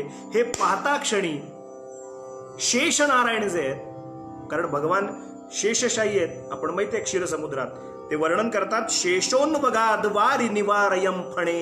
हे देवावरती जसं काही छत्र धरावं तसं अदृश्यातनं येऊन त्या टोपलीवरती शेषनाग असं छत्र धरून देवांना सांभाळतायत त्या पावसापासून.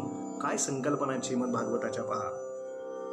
त्या दिवसात इतका पाऊस पडायला लागला, त्या मध्यरात्री एवढा पाऊस पडायला लागला की यमुनेचं पाणी वाढायला लागलं.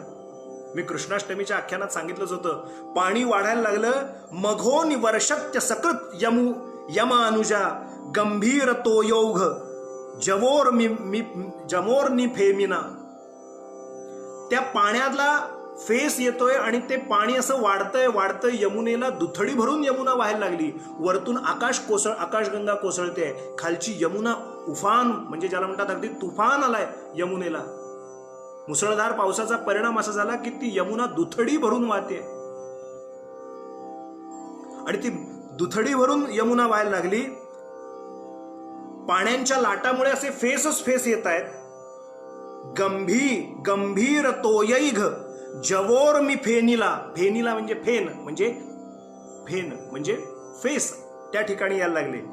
भयानकावर्त शताकुला नदी मार्गम ददौ सिंधुरिव श्रिय पते. हे याचा अर्थ असा की सीतापती श्रीरामांना समुद्रानं जशी वाट करून दिली त्याप्रमाणे यमुना नदीने भगवंतांना वाट करून दिली. पण केव्हा ती वाढायला लागली हळूहळू. मी सांगितलं होतं कृष्णाष्टमीला, किंवा आम्ही सगळे कीर्तनकार सांगतो, ते टोपलीत असं, आता त्या फ्रेम मध्ये बसणार नाही मी, आता जरा मागे येऊन दाखवतो. अशी टोपली धरली वसुदेव महाराजांनी.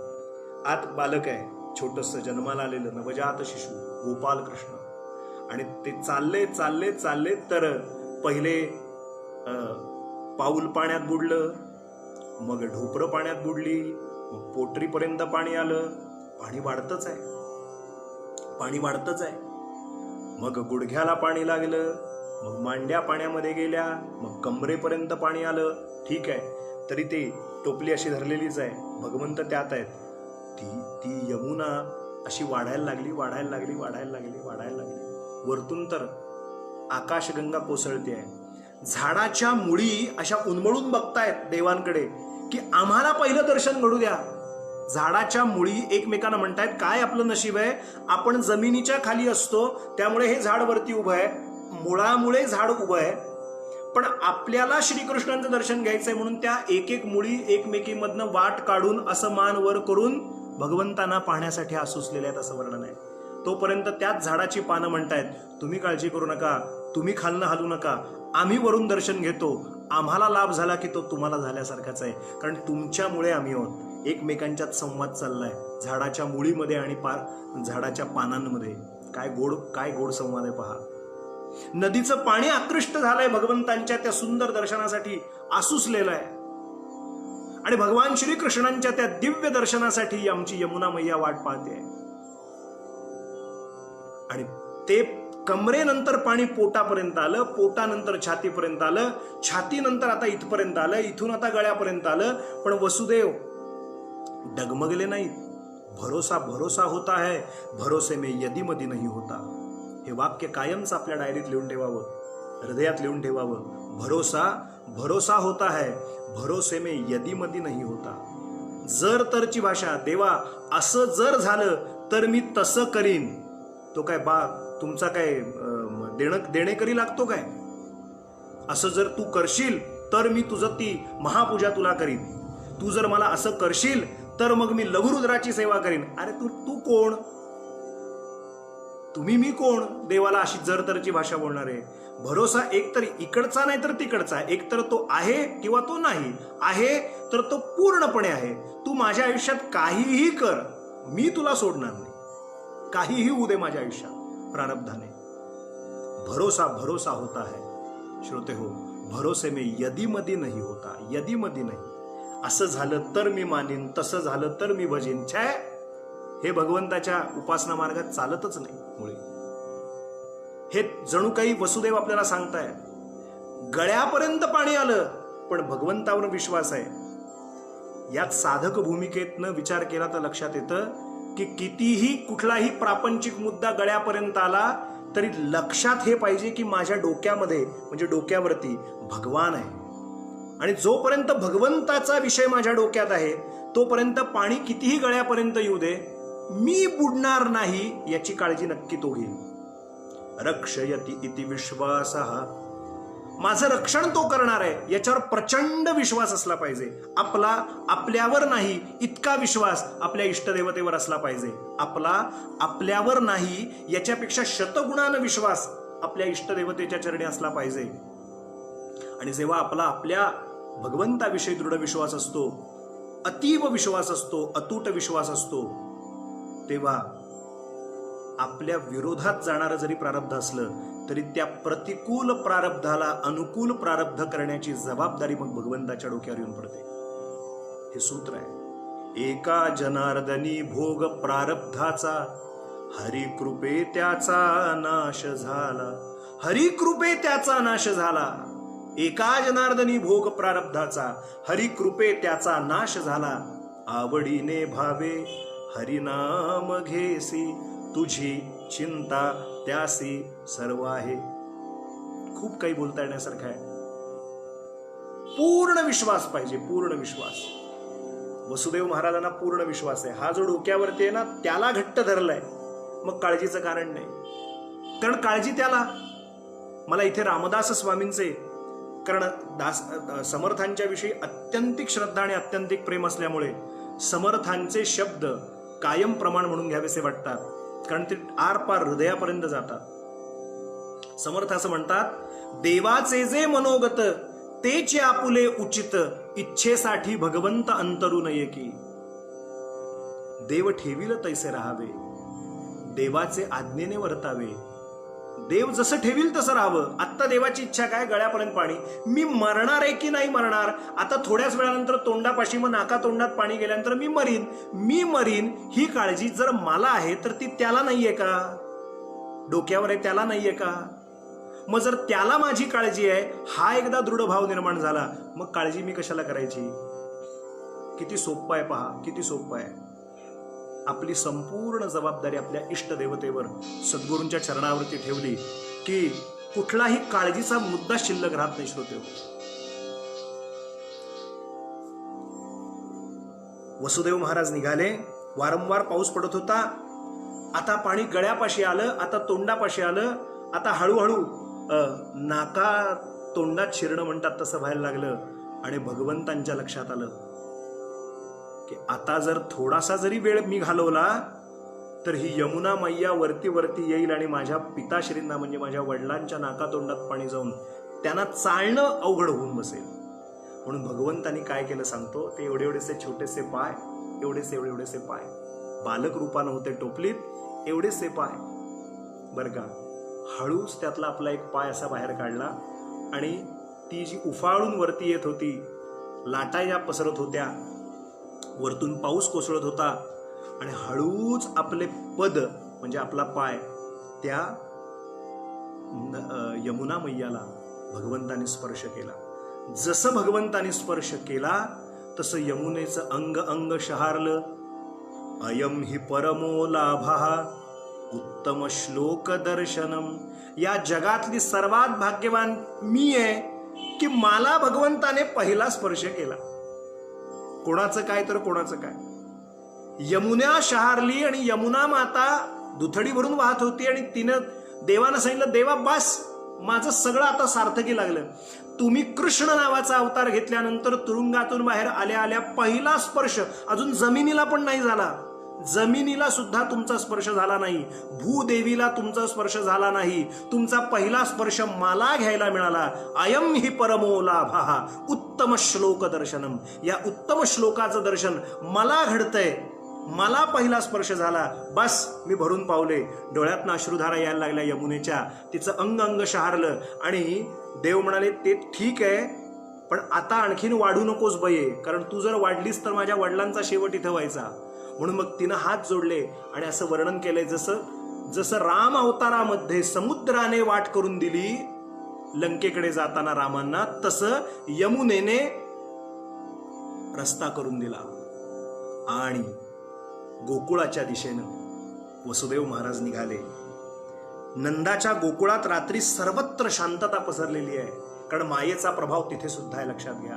भगवान डोक्यावरती आहेत आणि त्या टोपलीतनं जात जात जात टोपलीत घेऊन जाता जाता नंद पाटलाकडे गेले.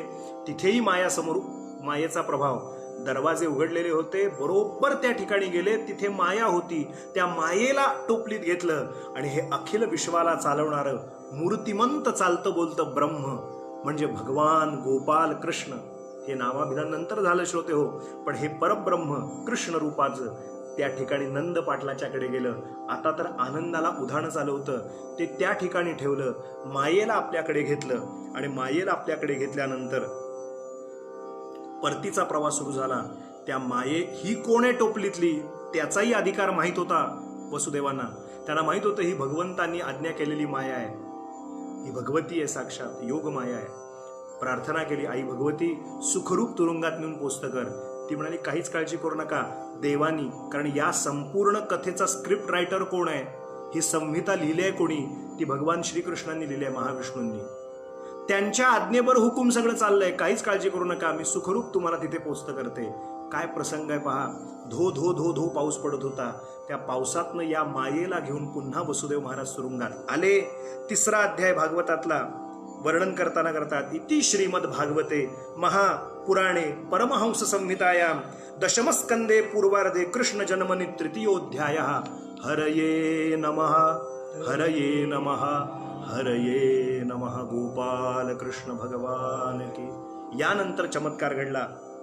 4था अध्याय श्रीमद भागवतातला सुरू होतो. आज आपल्याला 4 आणि 5 2 अध्याय पाहायचे. 5व्या अध्यायात कृष्ण जन्म साजरा झाला असं मी आपल्याला सांगितलं. 4थ्या अध्यायात फारच मजा घडली.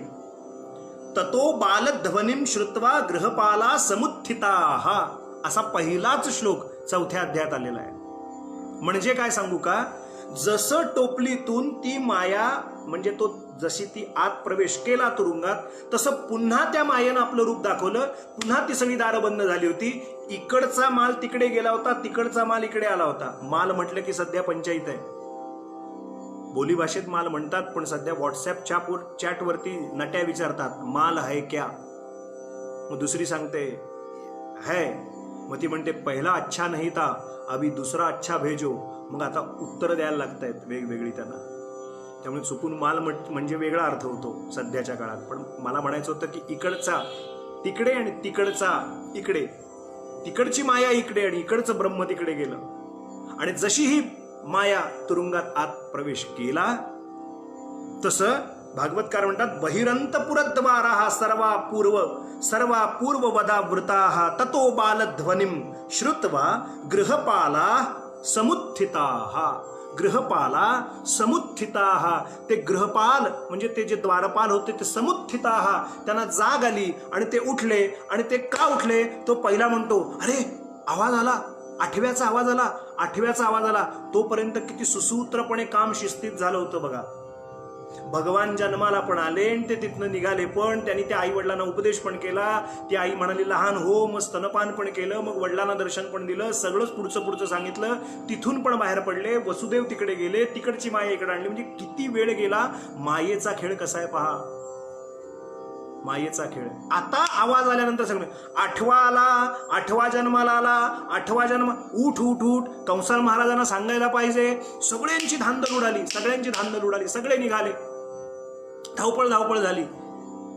एवढ्यात तो आवाज एवढा मोठा आला.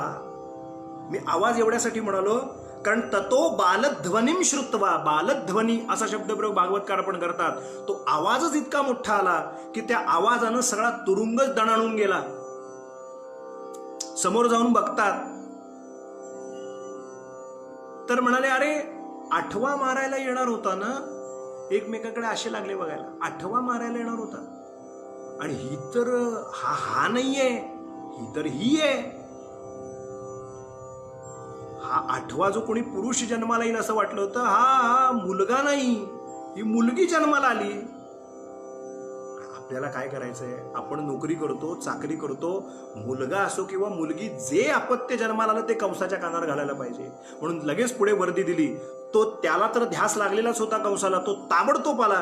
त्यानं पाहिलं आणि जसं त्यानं पाहिलं, नुकतीच जन्माला आलेली ही योगमाया. अहो, ज्या मा म्हणजे नाही, या म्हणजे जी नाही पण आहे म्हणून भासते, तिलाच तर माया म्हणतात. 10 गुलाबजाम खाऊन झालेत. बोलायला काय जाते, बोलण्यापुरतं बोलतोय. 10 गुलाबजाम खाऊन झालेत आणि आता 11वा नको नको नको नको असं आतून वाटतंय. पण एखादा घ्या, एखादा घ्या. ती माया काय काम करते? आतलं मन सांगत असतं 10 खाऊन झाले, आता नको. पण ती वासना किंवा ती माया असते, एखादा खाल्ला तर काय हरकत आहे, एवढं आता काकू म्हणतातच आहे, एक घ्या, काय हरकत आहे. मग त्या घालताना सुद्धा म्हणतात, अरे अरे अरे 2 पडले वाटतं, बरं ठीक आहे. हा म्हणतो ठीक आहे 2 खाऊन घेईन. ती माया आहे. नको नको वाटतंय पण तरी माणूस घेतोय. हवं हवं वाटतंय पण नको नको म्हणतोय, नको नको म्हणतोय, हवं हवं करतोय.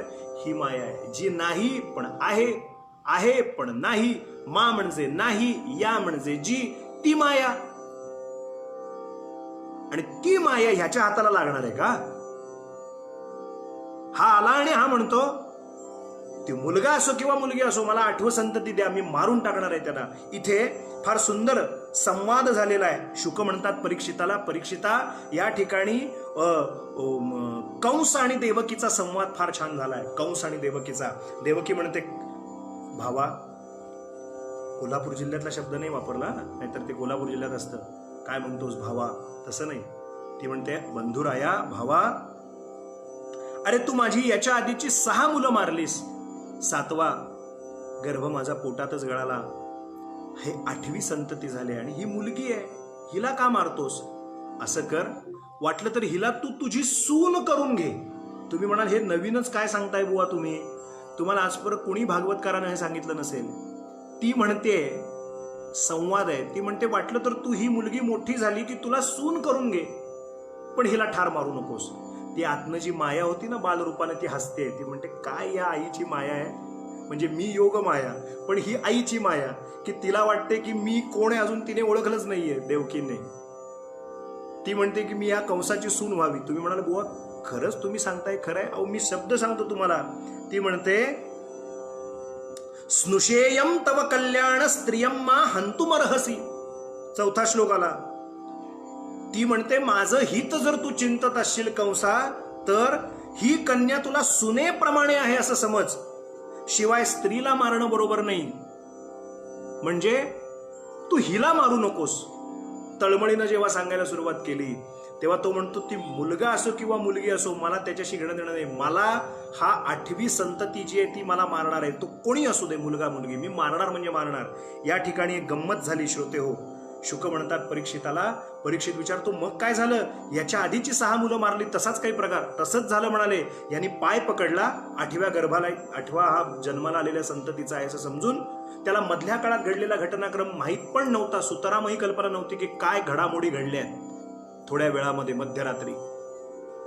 आणि मध्यरात्री जे घडतं, बिघडतं, त्यालाच राजकारण म्हणतात बरं का. 2 माणसं एकत्र येऊन भेटली की चर्चांना उधाण येतं, आणि ते असं अचानक येतं. जेव्हा ते अचानक काही गोष्टी घडतात तेव्हा अचानक चर्चांना उधाण येतं, आणि त्याची कोणाला सुतरामही कल्पना नसते, म्हणून तर त्याला राजकारण म्हणतात. आणि ते मध्यरात्री फिरतं, त्यालाच राजकारण म्हणतात.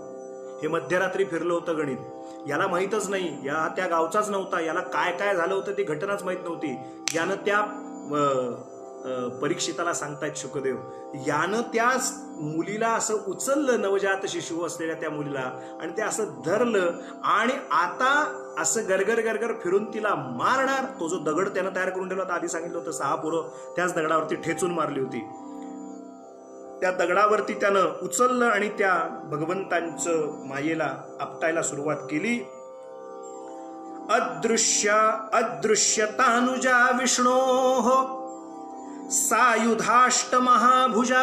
भागवत वर्णन करतं, कृष्णाची धाकटी बहीण असलेली ती माया त्याच्या हातून निसटली. अवजी भल्या भल्यांना हाताला लागत नाही, ती कंसाला कशाला हाताला लागते. ती तिथनं निसटली, वरती गेली आणि तिने 8 भुजा धारण केल्या. आता ही कॅमेराची मर्यादा नाही, तुम्हाला असा हात करून दाखवलं असता. 8 भुजा धारण केल्या. अष्टभुजा नारायणी म्हणतो ना आपण, 8 भुजा तिनं धारण केल्या आणि त्या अष्टभुजा धारण केल्या आणि त्या प्रत्येक भुजेमध्ये एक एक आयुध आहे आणि त्या आयुधाचं वर्णन सुद्धा भागवतकारांनी करून ठेवलंय. ते म्हणतात ती दिव्य माळा एका हातात धरले आहेत, दिव्य वस्त्र धारण केले आहेत, चंदन आणि रत्नमय अलंकारांनी ती अष्टभुजा अलंकृत आहे.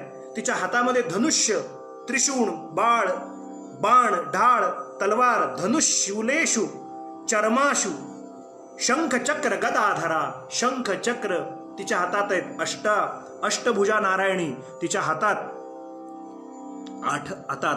हा 8 भुजे आहेत, 8 वेगवेगळे आयुध होती आणि ती अशी अवकाशात गेली आणि जोर जोरात हसायला लागली आणि ती म्हणते, मूर्खा, तुला मारणारा जन्माला आला. ती मी नव्हे, 8वी संतती, ज्याला हिंट देणं म्हणतात ना, क्ल्यू देणं. आता तू शोध कुठे ते. तुला मारणारा जन्माला आला सुद्धा आणि तो सुखरूप आहे.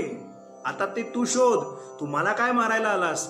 आता तुझी उलटी गिनती सुरू झाली. आता तू काउंटडाऊन म्हणतात ते ना, उलटी गिनती सुरू झाली. आता तुझे दिवस मोज, किती शिल्लक राहिलेत ते. हे मूर्खा वगैरे शब्द माझ्या मनचे आहेत का? नाही.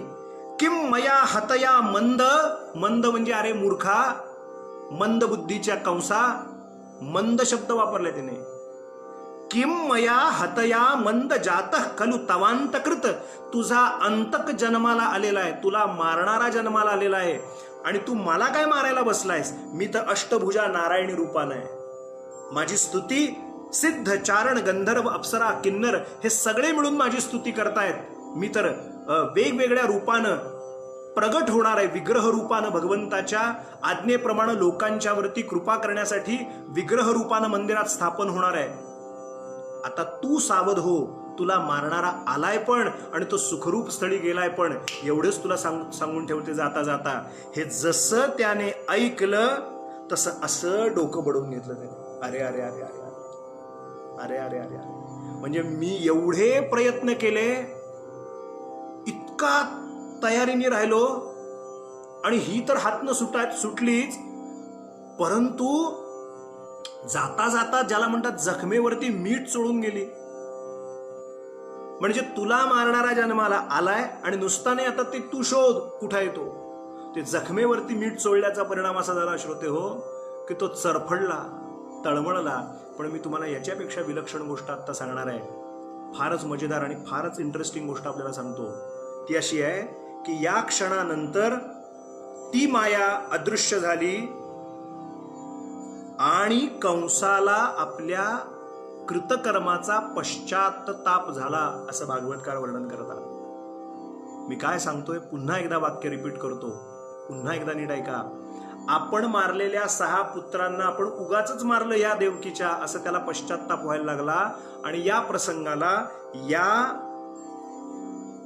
कंसाला पश्चात्ताप झाला आणि त्याने देवकी आणि वसुदेवांची गाठभेट तुरुंगात घेतली आणि ती गाठभेट घेतल्यानंतर वसुदेव देवकींना वंदन केलं आणि या प्रसंगाला तो चिडला नाही. त्याने वसुदेव देवकींच्या पुढे वसुदेव आणि देवकींची माफी मागितली आणि तो त्यांना जन्ममृत्यूचं कोडं कसं असतं त्याविषयी चर्चा तत्वज्ञान दृष्ट्या करतो, असं श्रीमद भागवतकार सांगतात. मी तुम्हाला श्लोक सांगतो. तो म्हणतो, यथा नेवं विदो भेदो यतः आत्मविपर्ययः देह योग वियोगौच संसृतिर्न निवर्तते. हे कोण म्हणतंय? कंस म्हणतोय देवकीला.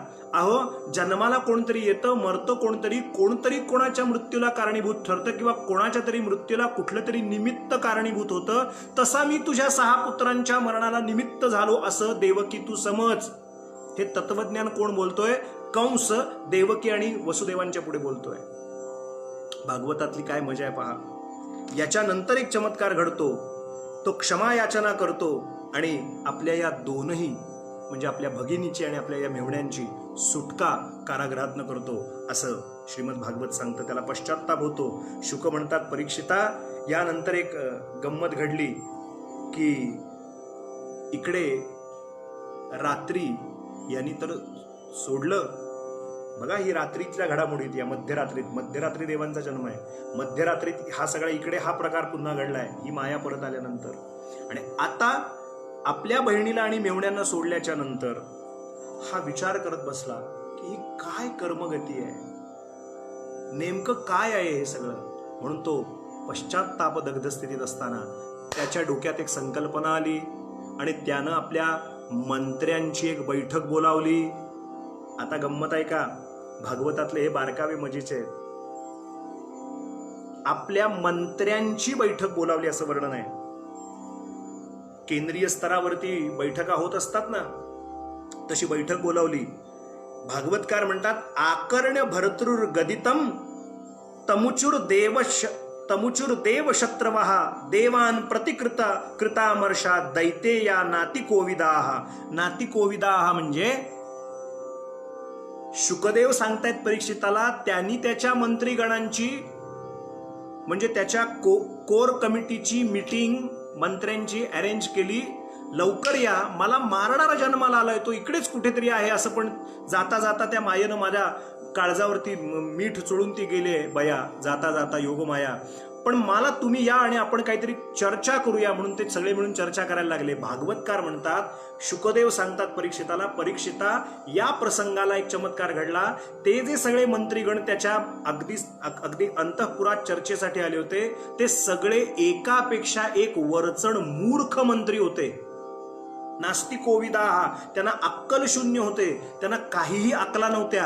आणि जे अक्कल शून्य मंत्री असतात, पुन्हा वाक्य सांगतो, मी परवाच कोणाला तरी जाता जाता सांगितलं होतं, गिरनारला जाताना कोणाची तरी चर्चा करताना बोललो होतो, बहुतेक राजेश बुवांची बोलताना बोललो होतो, की ज्या मंत्र्याच्या अवतीभवती अक्कल शून्य, ज्या राजनेत्याच्या शेजारची माणसं अक्कल शून्य असतात, त्यांना सजेशन देणारी, त्यांना सल्ले देणारी माणसं मूर्ख असतात. त्या मूर्खांचे सल्ले ऐकणारे महामूर्ख असतात. ते सारखे तोंडावर पडत असतात. मला निराळे खुलासे करायची काही आवश्यकता स्वतंत्र भारतात नाही. अहो, काय स्टेटमेंट द्यायचं हे सुद्धा सांगणारे 4 मंडळी बाजूला असतात. एक सांगतो तुम्ही असं बोला, दुसरा म्हणतो तुम्ही असं बोला, तिसरा म्हणतो तुम्ही असं बोला, चौथा म्हणतो तुम्ही असं बोला. आणि याच्यापेक्षा पलीकडे जो मध्ये उभा राहतो तो तर त्याच्यापेक्षा पुढचा असतो, ग्रेट असतो.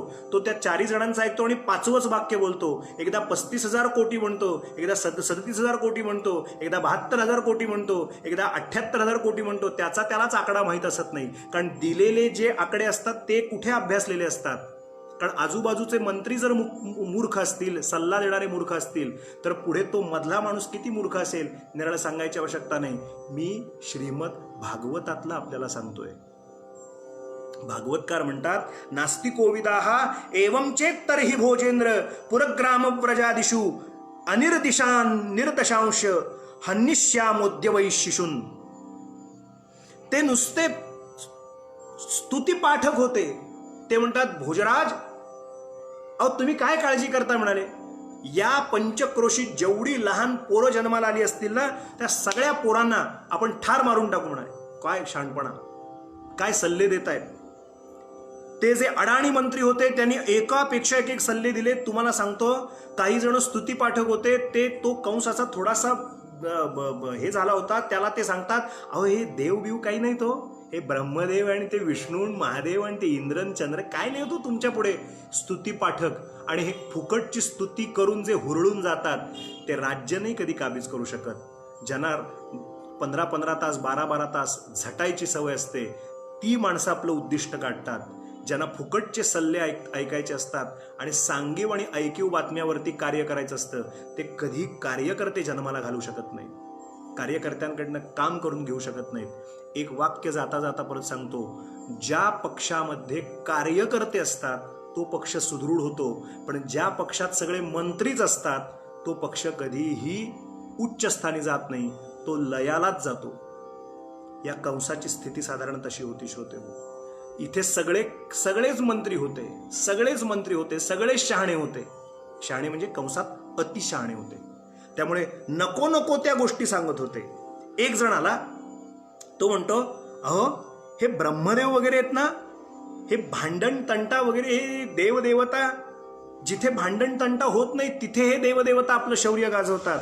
रणभूमीच्या बाहेर हे सगळे देवदेवता फुशारक्या मारत असतात. एकांतवासात राहणारा तो विष्णू, वनवासात राहणारा तो स्मशानात राहणारा शंकर, अल्प सामर्थ्य असणारा इंद्र, तुमचं महाराज काहीही बिघडवू शकणार नाही, तुम्ही काही काळजी करू नका, आपण या परिसरातली सगळी लहान पोरं मारून टाकू. इतकंच नाही, या ठिकाणी एक फार सुंदर एक मूर्खपणाचा एक सल्ला एका मंत्र्याने दिला. तो म्हणतो, बघा भागवतकार काय सांगतात, विप्रा गावश्च वेदाश्च तपस्सत्यम दमशमः श्रद्धा दया तितिक्षाच कर्तवश्च हरेस्तनुः. ब्राह्मण, गाय, वेद, तपश्चर्या, सत्य, इंद्रिय दमन, मनोनिग्रह, श्रद्धा, दया, सहनशीलता आणि यज्ञ, ही सगळी भगवान महाविष्णूंची शरीरं आहेत. मी काल बोलताना म्हणालो होतो, ब्राह्मण, गाय, वेद, तपश्चर्या करणारे तपस्वी, सत्यत्वानी वागणारे सत्यलोकी, इंद्रिय दमन करणारे, मनोनिग्रह करणारे, श्रद्धा, दया, सहनशीलता आणि यज्ञ, ही 10 विष्णूंची शरीर आहेत. आपण ही सगळीच्या सगळी नष्ट करू. जिथे जिथे आश्रम दिसतील ते आश्रम उद्ध्वस्त करू, संत सत्पुरुषांना मारून टाकू, गोशाळा उद्ध्वस्त करू, यज्ञशाळा उद्ध्वस्त करू, लहान बालकांना मारून टाकू, हे सल्ले देणारे होते. असे महामूर्ख कंसाच्या बरोबर सल्ले देणारे होते. आणि या सगळ्यांचे सल्ले तो ऐकत होता. सुत म्हणतात, शुक म्हणतात, परीक्षिता, त्या मूर्खांच्या सल्ल्याप्रमाणे त्यांनी हत्या आरंभली आणि सैरभैर झालेला तो कंस. इकडे रात्र तर झाली आणि आता इकडे पहाट झाल्यानंतर काय चमत्कार झाला. 6:35 झाली होती. काय चमत्कार घडला. 5वा अध्याय श्रीमद भागवताचा, गोकुळात भगवंतांचा जन्मोत्सव या नावानं साजरा केला जातो. शुक म्हणतात, पहाट जशी झाली तसं ती आदिमाया तिकडे गेली होती आणि हे सावळं परब्रह्म त्या ठिकाणी एवढे एवढे छोटेसे पाय, छोटेसे हात, ते मुखारविंद, काय वर्णन करायचं होतं त्याचं. चंद्राहुनी शीतळ, रविहुनी सोज्वळ. एकनाथ महाराज म्हणतात, चंद्राहुनी शीतल, रविहुनी सोज्वळ, तेणे मज केवळ वेधियले माये. चंद्राहुनी शीतळ, रविहुनी सोज्वळ, चंद्राहुनी शीतल, चंद्राहुनी शीतल, रविहुनी सोज्वळ, तेणे मज केवळ वेधियले माये. अमृताहुनी स्वादू, गगनाहुनी मृदू. असा ते परब्रह्म जेव्हा पाहायला लागल्यानंतर पहाट झाली आणि गोकुळात आनंदाच आनंद सुरुवात झाला. नंद के आनंद भयो जय कन्हैया लाल की, नंद के आनंद भयो जय कन्हैया लाल की, हाथी घोड़ा पालकी जय कन्हैया लाल की, हाथी घोड़ा पालकी जय कन्हैया लाल की. नंद के आनंद भयो जय कन्हैया लाल की, बोला नंद के आनंद भयो जय कन्हैया लाल की, हाथी घोड़ा पालकी जय कन्हैया लाल की. नंद के आनंद भयो जय कन्हैया लाल की, नंद के आनंद भयो जय कन्हैया लाल की, नंद के आनंद भयो जय कन्हैया लाल की. गोपाल कृष्ण भगवान की जय. भगवंतांना पाहायला लागल्यानंतर त्या गोकुळात जे आनंदाला उदाहरण आलं, मी काय सांगू हो आपल्याला. असं वर्णन केलंय की त्या पुत्राचं मुखकमल पाहता क्षणी 2 लाख गायी दान करण्याचा संकल्प वसुदेवांनी केला. नव्हे, तो गोदान करण्याचा संकल्प केला. तिथे अनेक लोक कलावंत आले होते. मी माझ्या पदरचं एकही सांगत नाही, जे भागवतात आहे ते सांगतो. पुन्हा पुन्हा एका सश्रद्ध लोक हो, जे जे लोक कलावंत आले होते, जे लोककला, तबला, पेटी, एक उदाहरण सांगतोय, वाद्य वाजवतात, 2 पैसे वाद्य वाजवून कमवतात. त्या वाद्य वाजवणाऱ्या कलाकारांना बोलवून त्यांना उत्तमात उत्तम दक्षिणा देण्याचं काम नंद पाटलानं सुरू केलं. इतकंच नव्हे, आनंदाला उदाहरण आलं. वेदवेत्या ब्राह्मणांना बोलावलं, ज्योतिषांना बोलावलं, जे ज्योतिष जाणतात त्यांना बोलावलं, वेगवेगळ्या लोकांना बोलावलं आणि दानधर्म सुरू केला. इथे श्रीमद भागवतात एक सुंदर श्लोक आलेला आहे. तो श्लोक मी तुम्हाला जसाच्या तसा आता सांगतो. काल मला कोणीतरी या ठिकाणी प्रश्न विचारला होता की दान हे ब्राह्मणालाच करावं का? याच्यावरती मी सविस्तारानं 1 किंवा 2 किंवा 3 भाग निश्चितपणानं आपल्याला सांगेन. त्या प्रवचनाचा विषय भागवत हा विषय थोडा बाजूला ठेवून आपण दान या विषयावरती चर्चा करू सविस्तर. दानाचे प्रकार किती आहेत. पण आता मी आपल्याला एक फार महत्वाचा श्लोक भागवताच्या अनुषंगाने आलेला एक सुभाषित सांगतो. भागवतकार म्हणतात, कालेन स्नान शौचाभ्याम, शब्द नीट ऐका, कालेन स्नान शौचाभ्याम संस्कारैस्तपसेज्जया शुद्ध्यन्ति दानैः संतुष्ट्या द्रव्याणात्मात्मविद्यया. गोपाल कृष्ण भगवान की जय. भागवतकार वर्णन करतात, 10 ठिकाणं अशी सांगितली की काय केल्यानं काय जागा शुद्ध होते, कशामुळे काय शुद्ध होतं. असं भागवतकार या नंद पाटलानं केलेला दान धर्म, त्यानं केलेलं द्रव्यदान, त्यानं केलेलं गोदान, त्यानं केलेलं वस्त्रदान, त्यानं केलेलं अन्नदान, ते केल्यानंतर भागवतकार या ठिकाणी एक श्लोक वर्णन करतात. तो तुमच्या माझ्यासाठी आहे, तुमच्या माझ्यासाठी आहे. ते वर्णन करतात, कालगतीने म्हणजे कालगतीने कालेन स्नान शौचाभ्याम, तुम्ही खूप काळ प्रवासात घालवल्यानंतर तुम्हाला जर शुद्ध व्हायचं असेल, नीट ऐका, हे काय भागवत आपल्याला शिकवतं, काय नीतिमूल्य शिकवतं. जाता जाता विषय चाललाय वसुदेवानं दान काय केलं ते, पण आपल्याला भागवतकार काय शिकवतात बघा. तुम्ही खूप प्रवास केल्यानंतर ज्याला सध्याच्या वर्तमान काळात आपण फ्रेश होणं म्हणतो, ते फ्रेश होणं भागवतकार 5000 वर्षापूर्वी सांगतात. तुम्ही खूप काळ प्रवास केल्यानंतर पहिलं काही करा तर तुम्ही उत्तमात उत्तम स्नान करा. स्नान केल्यानंतर तुमच्या शरीराची सगळी मरगळ निघून जाते, प्रवासाचा सगळा थकवा दूर होतो. भागवतकार 5000 वर्षापूर्वी सांगतात तुम्हाला मला. ते म्हणतात, कालेन स्नान शौचाभ्याम, खूप काळ प्रवासात गेल्यानंतर तुम्ही स्नान करा. त्याच्यानंतर स्नानानं शरीराची शुद्धी होते. पाणी कधी शुद्ध होतं नदीचं? खूप कालांतरानं. नदीला सुद्धा मासिक धर्म येतो. गुरुचरित्रात याच्याबद्दल वर्णन केलंय. काळ ओलांडल्यानंतर नदी सुद्धा शुचिर्भूत होते. कालांतरानं नदीचं पाणी सुद्धा शुद्ध होतं. वाहिल्यानंतर म्हणजे वाहिल्यानंतर नदीचं पाणी शुद्ध होतं. स्नानानंतर शरीराची शुद्धी होते. धुण्यामुळे, स्वच्छ धुतल्यामुळे कपड्याची शुद्धी होते. संस्कारैस तपसेज्जया, कपडे धुतल्यानं म्हणजे स्वच्छ धुतल्यानं कपड्याची शुद्धी होते. पुढे जाऊन वर्णन करतात, संस्कार केले चांगले, स्तोत्र म्हटली, वाचन केलं, पठण केलं की गर्भावरती संस्कार होतात, गर्भाची शुद्धी होते चांगले संस्कारांनी. तपश्चर्या केलं की इंद्रियांची शुद्धी होते. कशाने कशाची शुद्धी होते ते सांगतोय आपल्याला जाता जाता. चांगली तपश्चर्या केली हातून जर घडली तर इंद्रियांची शुद्धी होते. यज्ञ याग केले की ब्राह्मण शुद्ध होतो. म्हणून ब्राह्मणानं आणि सर्वत्रांनीच ब्राह्मणद्वारा यज्ञ करावेत आणि स्वतः ब्राह्मण कुळात जन्माला आलेल्यांनी सुद्धा अनेक यज्ञ करावेत, कारण यज्ञ केल्याने ब्राह्मणाची पण शुद्धी होते. यज्ञानं ब्राह्मण शुद्ध होतो. इतकंच नाही तर सर्वात शेवटी भागवतकार म्हणतात, दान केल्याने, मग ते वस्त्रदान असेल, द्रव्यदान असेल, रजतदान असेल, सुवर्णदान असेल, वेगवेगळ्या धनधान्याचं दान असेल, जे दान आहे ते दान केल्याने या सगळ्याच्या मुळाशी असतं ते द्रव्य. ते द्रव्य आपल्या हातून आपण कमावलेला पैसा खर्च केल्याने आपल्या धनाची शुद्धी होते. Point should be noted. इथे मुद्दा लक्षात घ्या. आपण जे जे द्रव्य उभ्या हयातीत कमावतो ते सगळंच्या सगळं आपण कमवून खायचं नसतं. ते म्हणजे दत्त म्हणजे द्यायचं असतं. ते दिल्याने आपल्याकडच्या साठलेल्या धनाची शुद्धी होते, भागवतकार सांगतात. आणि सर्वात शेवटी म्हणतात, चित्तामध्ये जर संतोष प्राप्त केला तर संतोषामुळे मनाची शुद्धी होते. शुद्ध्यन्ति दानै संतुष्ट्या द्रव्याणात्मात्मविद्यया. आणि आत्मविद्या संपन्न झाला, आत्मज्ञान जीवाला प्राप्त झालं की या जन्माची शुद्धी होते, मानवी जन्माची. आत्मज्ञान जीवाला झालं की त्याला मानवी जन्माची शुद्धी होते, असं उद्बोधन भागवतकार करतात.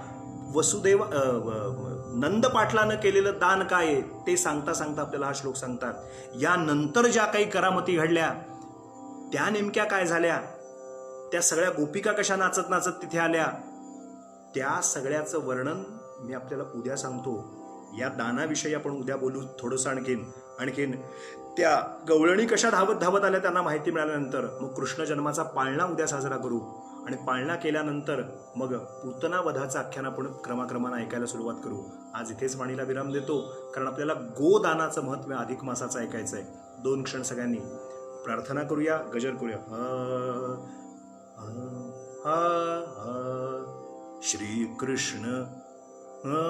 श्री कृष्ण गोविंद हरे मुरारे, हे नाथ नारायण वासुदेव, हे नाथ नारायण वासुदेव, गोविंद दामोदर माधवेते. श्री कृष्ण गोविंद हरे मुरारे, हे नाथ नारायण वासुदेव, हे नाथ नारायण वासुदेव, गोविंद दामोदर माधवेते. श्री कृष्ण गोविंद गोपाल कृष्ण भगवान की जय. आता आपण अधिक मास महात्म्याच्या 10व्या अनारसाकडे वळूया. आज आपल्याला 10वा अनारसा काय तो सांगतो. काल आपल्याला महालक्ष्मी म्हणजे तो दृढधन्वाराजाला मागच्या जन्मीची कथा कळली. तो वाल्मिकांना म्हणतोय की आता मला तुम्हीच नियम व्रत वैकल्य सांगा. मग तेव्हा वाल्मिक मुनी सांगतायत की हाच प्रश्न महालक्ष्मीनं महाविष्णूंना विचारला. तेव्हा भगवान नारायण आणि भगवती लक्ष्मीचाच जो संवाद झाला तो तुम्हाला सांगतो. आणि मग त्या संवादामध्ये अधिक मासाची पूजा अर्चा कशी करावी किंवा दान धर्म कसं करावं याच्याविषयी पुरुषोत्तमाची स्थापना कशी करावी. मग काल आपण पद्मपुराणांतर्गत पुरुषोत्तमाचं सप्तश्लोकी स्तोत्र म्हटलं. 108 तुलसी दलार्पण पण काल एकादशीच्या निमित्तानं आपण या ठिकाणी केलं. आणि मग भगवान विष्णू म्हणाले, लक्ष्मी तुला आता अधिक मासातल्या गोदानाचं महत्व काय ते मी तुला सांगतो. असं म्हणून काल आपण थांबलो होतो. आज मी आपल्याला 10वा अनारसा सांगतो. भगवान महाविष्णू लक्ष्मी मातेला सांगतात, प्रिये महालक्ष्मी, मागच्या अध्यायामध्ये किंवा मागच्या गोष्टीमध्ये मी तुला अधिक मासातलं व्रत, दान, पूजा अर्चा इत्यादी तुला थोडक्यात माहिती दिली होती. आज मी तुला गोदानाचं महत्व अधिक महिन्यातलं काय ते सांगतो. गोदानाचा शब्द भगवंतांच्या मुखातनं ऐकला आणि महालक्ष्मी मातेनं पहिला प्रश्न विचारला, देवा गोदान करावं हे ठीक आहे. आत्ताच थोड्या वेळापूर्वी आपण ऐकलं की नंद पाटलांनी 2 लाख गायी केवळ मुखारविंद पाहिल्यानंतर, त्याला हिंदी भाषेत काहीतरी एक शब्द आहे की चेहरा पाहणं, ज्याला मुंह दिखाई का काय असं म्हणतात. म्हणजे पहिलं चेहरा पाहिल्यानंतर 2 लाख गायी त्यानं दान केल्या नंद पाटलाने आप्त इष्टमित्रांच्या मध्ये. आजही मध्य प्रदेश, उत्तर प्रदेशामध्ये सुनमुख पाहिल्यानंतर काही द्रव्य सुनेवरती ओवाळून मग ते कोणाला तरी तिथं दिलं जातं, भेट दिली जाते. आजही काही प्रांताप्रमाणे ही पद्धती चालत आल्या आहेत. इथे दानाचं महत्व तुम्ही सांगताय, गोदानाचं महत्व सांगताय, पण लक्ष्मी मातेला किती कळवळा बघा. माता आहे ती, तिला तुमची माझी आपल्या सगळ्यांची काळजी आहे. ती भगवंतांना महाविष्णूंना विचारते, देवा हे सगळं ठीक आहे पण मला एका प्रश्नाचं उत्तर द्या. ज्याच्याकडे द्रव्य नाही आहे, जो निर्धन आहे, जो गरीब आहे, किंबहुना अशक्त आहे, किंबहुना अधिक मासामध्ये त्याला गोदान नाही करता आलं, तर अशांसाठी काही व्यवस्थाच नाहीये का अधिक मासात गोदान करावं अशीच फक्त व्यवस्था आहे? याविषयी काहीतरी आम्हाला खुलासा करा. भगवान महाविष्णू म्हणाले, किती लोकांच्या कळवळ्यानं प्रश्न विचारलायस, मी तुला बिनखर्चाचा सुलभ उपाय सांगतो म्हणाले. तो प्रश्न उत्तर असं आहे की अधिक महिन्यामध्ये ज्याच्याकडे द्रव्यादी संपन्नता नाही, ज्याच्याकडे थोडी काही कमतरता आहे, थोडा तो द्रव्यदृष्ट्या अशक्त आहे, कारण ही सगळी दानं देताना द्रव्यानं संपन्न असलं पाहिजे, नाही ज्याच्याकडे द्रव्य खर्च करण्या एवढी पात्रता नाही, त्यानं काय करावं? त्यानं नाराज होऊ नये. त्यानं काय करावं? या संपूर्ण महिन्यात उपोषण करावं. शक्य असेल तर हा मुद्दा फार महत्वाचा आहे. हे नाही जमलं एकभुक्त राहावं, हे नाही जमलं तर सत्संगती करावी, सत्श्रवण करावं, माझ्या उत्तमात उत्तम लीलांचं श्रवण करावं. हे ओवीबद्ध चरित्रात जे आलंय भाग अधिक मासाच्या, ते मी आपल्याला सार रूपानं सांगतोय, माझ्या पदरचं काही सांगत नाही. यासाठीच तर आपण 5 ते 6:30 इथे रोज जमतोय, की अधिक मासात भगवान सांगतायत की जर सगळ्यांना सगळं शक्य झालं नाही तर किमान माझ्या लीलांचं गायन व्हावं, माझ्या लीलांचं श्रवण श्रोत्यांनी, त्या सद्भक्तांनी करावं, चांगल्या लोकांच्या सहवासात राहावं, सत्संगती करावी, उत्तमात उत्तम प्रवचन कीर्तनादी श्रवणाचा लाभ घ्यावा, भजन करता आलं तर भजन करावं, नामस्मरण करावं. हे सोपे सोपे उपाय सांगितले. आणि मग भगवान म्हणतात, आता हे जरी असलं तरी ज्यांच्याकडे द्रव्य दान देण्याची शक्यता आहे, ज्यांच्याकडे द्रव्याची उपलब्धता आहे, त्यांनी काय करावं तर गोपूजन करावं आणि गोदान करावं. गाय ही सगळ्या जगाची माऊली आहे. गायीपासून तयार झालेलं जे पंचगव्य आहे त्याला फार महत्व आहे. यत वगस्ति गतम पापम देहे तिष्ठती मामके प्राशनात पंचगव्यस्य दहत्यग्निर इंधनम. म्हणजे आता या श्लोकाचा अर्थ सांगत बसत नाही, पण पंचगव्य पिताना तोंड असं करतात लोक. का? कारण त्यात गोमय असतं, गोमूत्र असतं, दही असतं, गायीपासूनच तयार झालेले सगळे जिन्नस त्यात असतात. दही असतं, दूध असतं, ते गायीपासून, म्हणजे गायीचंच दूध, गायीचं तूप, गायीच्या दुधापासून केलेलं तूप, गायीच्या दुधापासून केलेलं दही, गोमय, गोमूत्र, त्याला पंचगव्य म्हणतात. 5 गोष्टी गायीपासून तयार असलेल्या, ते पिताना माणूस आमच्या श्रावणीच्या वेळेला असं तोंड करतात लोक वेडवाकडं. पण ती गाय यतवगस्ति गतम पापम देहे तिष्ठती मामके, ते आपल्या शरीराच्या ठिकाणी जी जी पाप आहेत ते नष्ट करण्याचं काम गायीचं गोमय, गोमूत्र, म्हणून आपल्या हिंदू धर्मामध्ये गोमूत्र फार त्याला महत्व आहे, गोसेवेला फार महत्व आहे. मी मठात शिकायला होतो, बोली भाषेतल्या गमती घडतात कोल्हापूरला. आम्ही विद्यार्थी दशेत असताना तिथे लोक यायचे, ए पोरा गाईचं गोमूत्र मिळेल का? मग आमचाही गमतीचा स्वभाव, म्हणलं म्हशीचं असतं त्याला गोमूत्र म्हणत नाहीत, गाईचं असतं त्यालाच गोमूत्र म्हणतात. मग गाईचं गोमूत्र असं निराळं कशाला म्हणता? म्हणजे पिवळा पितांबर म्हणजेच पिवळा, पण पिवळा पितांबर कशाला म्हणायचं? गमती आपल्या बोलीभाषेत अशा घडत असतात. गाईचं गोमूत्र द्या, गाईचं असतं त्यालाच गोमूत्र म्हणतात. असो, तर गोमूत्र, गोमय, गोदुग्ध, दही, तूप याला फार महत्व आहे. म्हणून गोसेवा अधिक मासात जितकी शक्य त्यांनी करावी. गायीची दररोज पूजा करावी, प्रदक्षिणा घालता आली तर घालावी, तिला चारा पाणी घालावं आणि धान्य खाऊ घालावं, गोग्रास नित्य द्यावा. काल हे बोललो होतो. गायीचं रोज दर्शन घेता आलं तर घ्यावं, सवत्स देनूचं दर्शन घेता आलं तर विशेषत्वानं घ्यावं आणि अशा पद्धतीनं गोसेवा करावी. आता एखाद्याला जर गाय द्यायची असेल तर ती गाय कशी असावी? तर ती पुष्कळ दूध देणारी असावी, निरोगी असावी, सुलक्षणी असावी, शुभ्रवर्णी असावी, पुष्ट शरीराची असावी. सवत्स गाय पूजा करून ती ब्राह्मणाला किंवा योग्य अशा गोपालकाला ती दान द्यावी. नाहीतर आत्ताच मरायला आले आणि आपल्याला आता सांभाळता येत नाही म्हणून भाकड गाय, म्हणजे दानात दान पण झालं, कामात काम आणि रामात राम असा साधायला जाल तर उलट मागे लटांबर लागेल, असं भगवान महाविष्णू सांगतायत. कोणाला गाय दान द्यावी? जो सत्यवचनी आहे, जो निर्लोभी आहे, शांत स्वभावाचा आहे, शुद्ध सात्विक आचार विचारांनी युक्त असा आहे, जो ब्राह्मण गाय पालन गोसेवा करण्यासाठी तत्पर आहे, अशाला गाय अर्पण करावी. गोदान करताना त्या दान देतोय त्या इसमाला आणि जो दान देतोय त्या इसमाला, त्या दोघांनाही त्याचा आनंद झाला पाहिजे. पुन्हा वाक्य सांगतो, जो गोदान करतोय सवत्स देनुदान. काही जण आमच्या कोल्हापूरच्या मठामध्ये, शंकराचार्य मठात किंवा आमच्या इथे वासुदेवानंद सरस्वती गोसेवा इथे वाडीत आज शिरताना डावीकडे आहे, टेंबे स्वामींच्या नावाची गोशाला, इथली काही मंडळी अतिशय श्रद्धेनं सांभाळतात. विषयात विषय निघाला म्हणून सांगतो, आमच्या आईची इच्छा होती की सहज, असं काही माहीत नव्हतं की ती जाईल 17 साली, पण ती नेहमी म्हणायची की कृष्णाष्टमीच्या उत्सवात काहीतरी सेवा अर्पण व्हावी आणि इथे जे वासुदेवानंद सरस्वती शाळा आहे त्याला काही ना काहीतरी आपल्याकडनं जावं. 1 वर्षभर पैसे साठवून 1 वर्ष तिचं व्हायच्या निष्ठेनं आम्ही एक रक्कम त्या ठिकाणी अर्पण केली आणि मग ते जे आत्मिक समाधान त्यावेळेला झालं 15, 20, 25 गायी, छान गीर गायी आपल्या गोमाता चरतायत. या महापुरात सुद्धा वासुदेवानंद सरस्वती गोशाळेचं सांभाळणाऱ्या लोकांनी खूप छान पद्धतीने त्यांचं संवर्धन केलं मागच्या वर्षी एवढ्या महापुरामध्ये सुद्धा. सांगायचा मुद्दा असा, आपल्या आजूबाजूला जर गोमाता असेल तर तिची छान सेवा तुम्ही मी आपण सगळ्यांनी मिळून केली पाहिजे. कारण गाय हे आपलं दैवत आहे, आपलं दैवत आहे. आपल्यावर खूप कृपा भगवतीच्या कृपेनं, गोमातेच्या कृपेनं होते. कारण तिच्या पोटामध्ये 33 कोटी देवता राहतात असं वर्णन आहे. म्हणून त्या गोसेवा फार महत्वाची.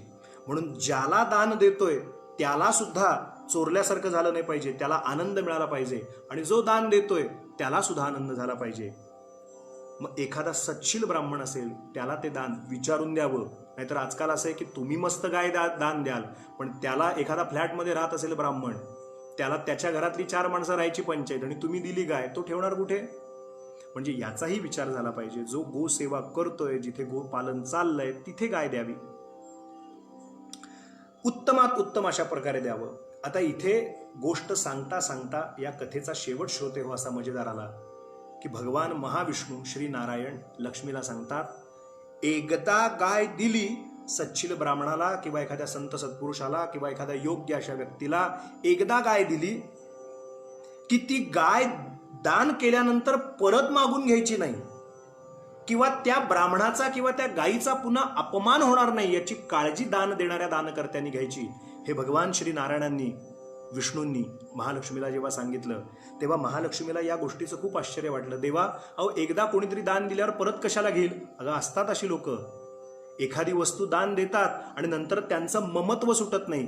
कालच मला कोणीतरी विचारलं होतं की गरजू माणसाला वस्तू एखादी दिली, उत्सुकतेपोटी विचारलं होतं. मी त्यांची कोणाची निंदा करत नाहीये, परंतु त्यांनी विचारलेला प्रश्न मोठा रास्त होता. त्यांनी विचारलं की ब्राह्मणालाच दान द्यायचंय का, एखाद्या गरजू संस्थेला दिलं तर काय हरकत आहे? या अधिक मासाच्या निमित्ताने अवश्य द्या. ती मदत ठरेल, ते दान नाही ठरणार.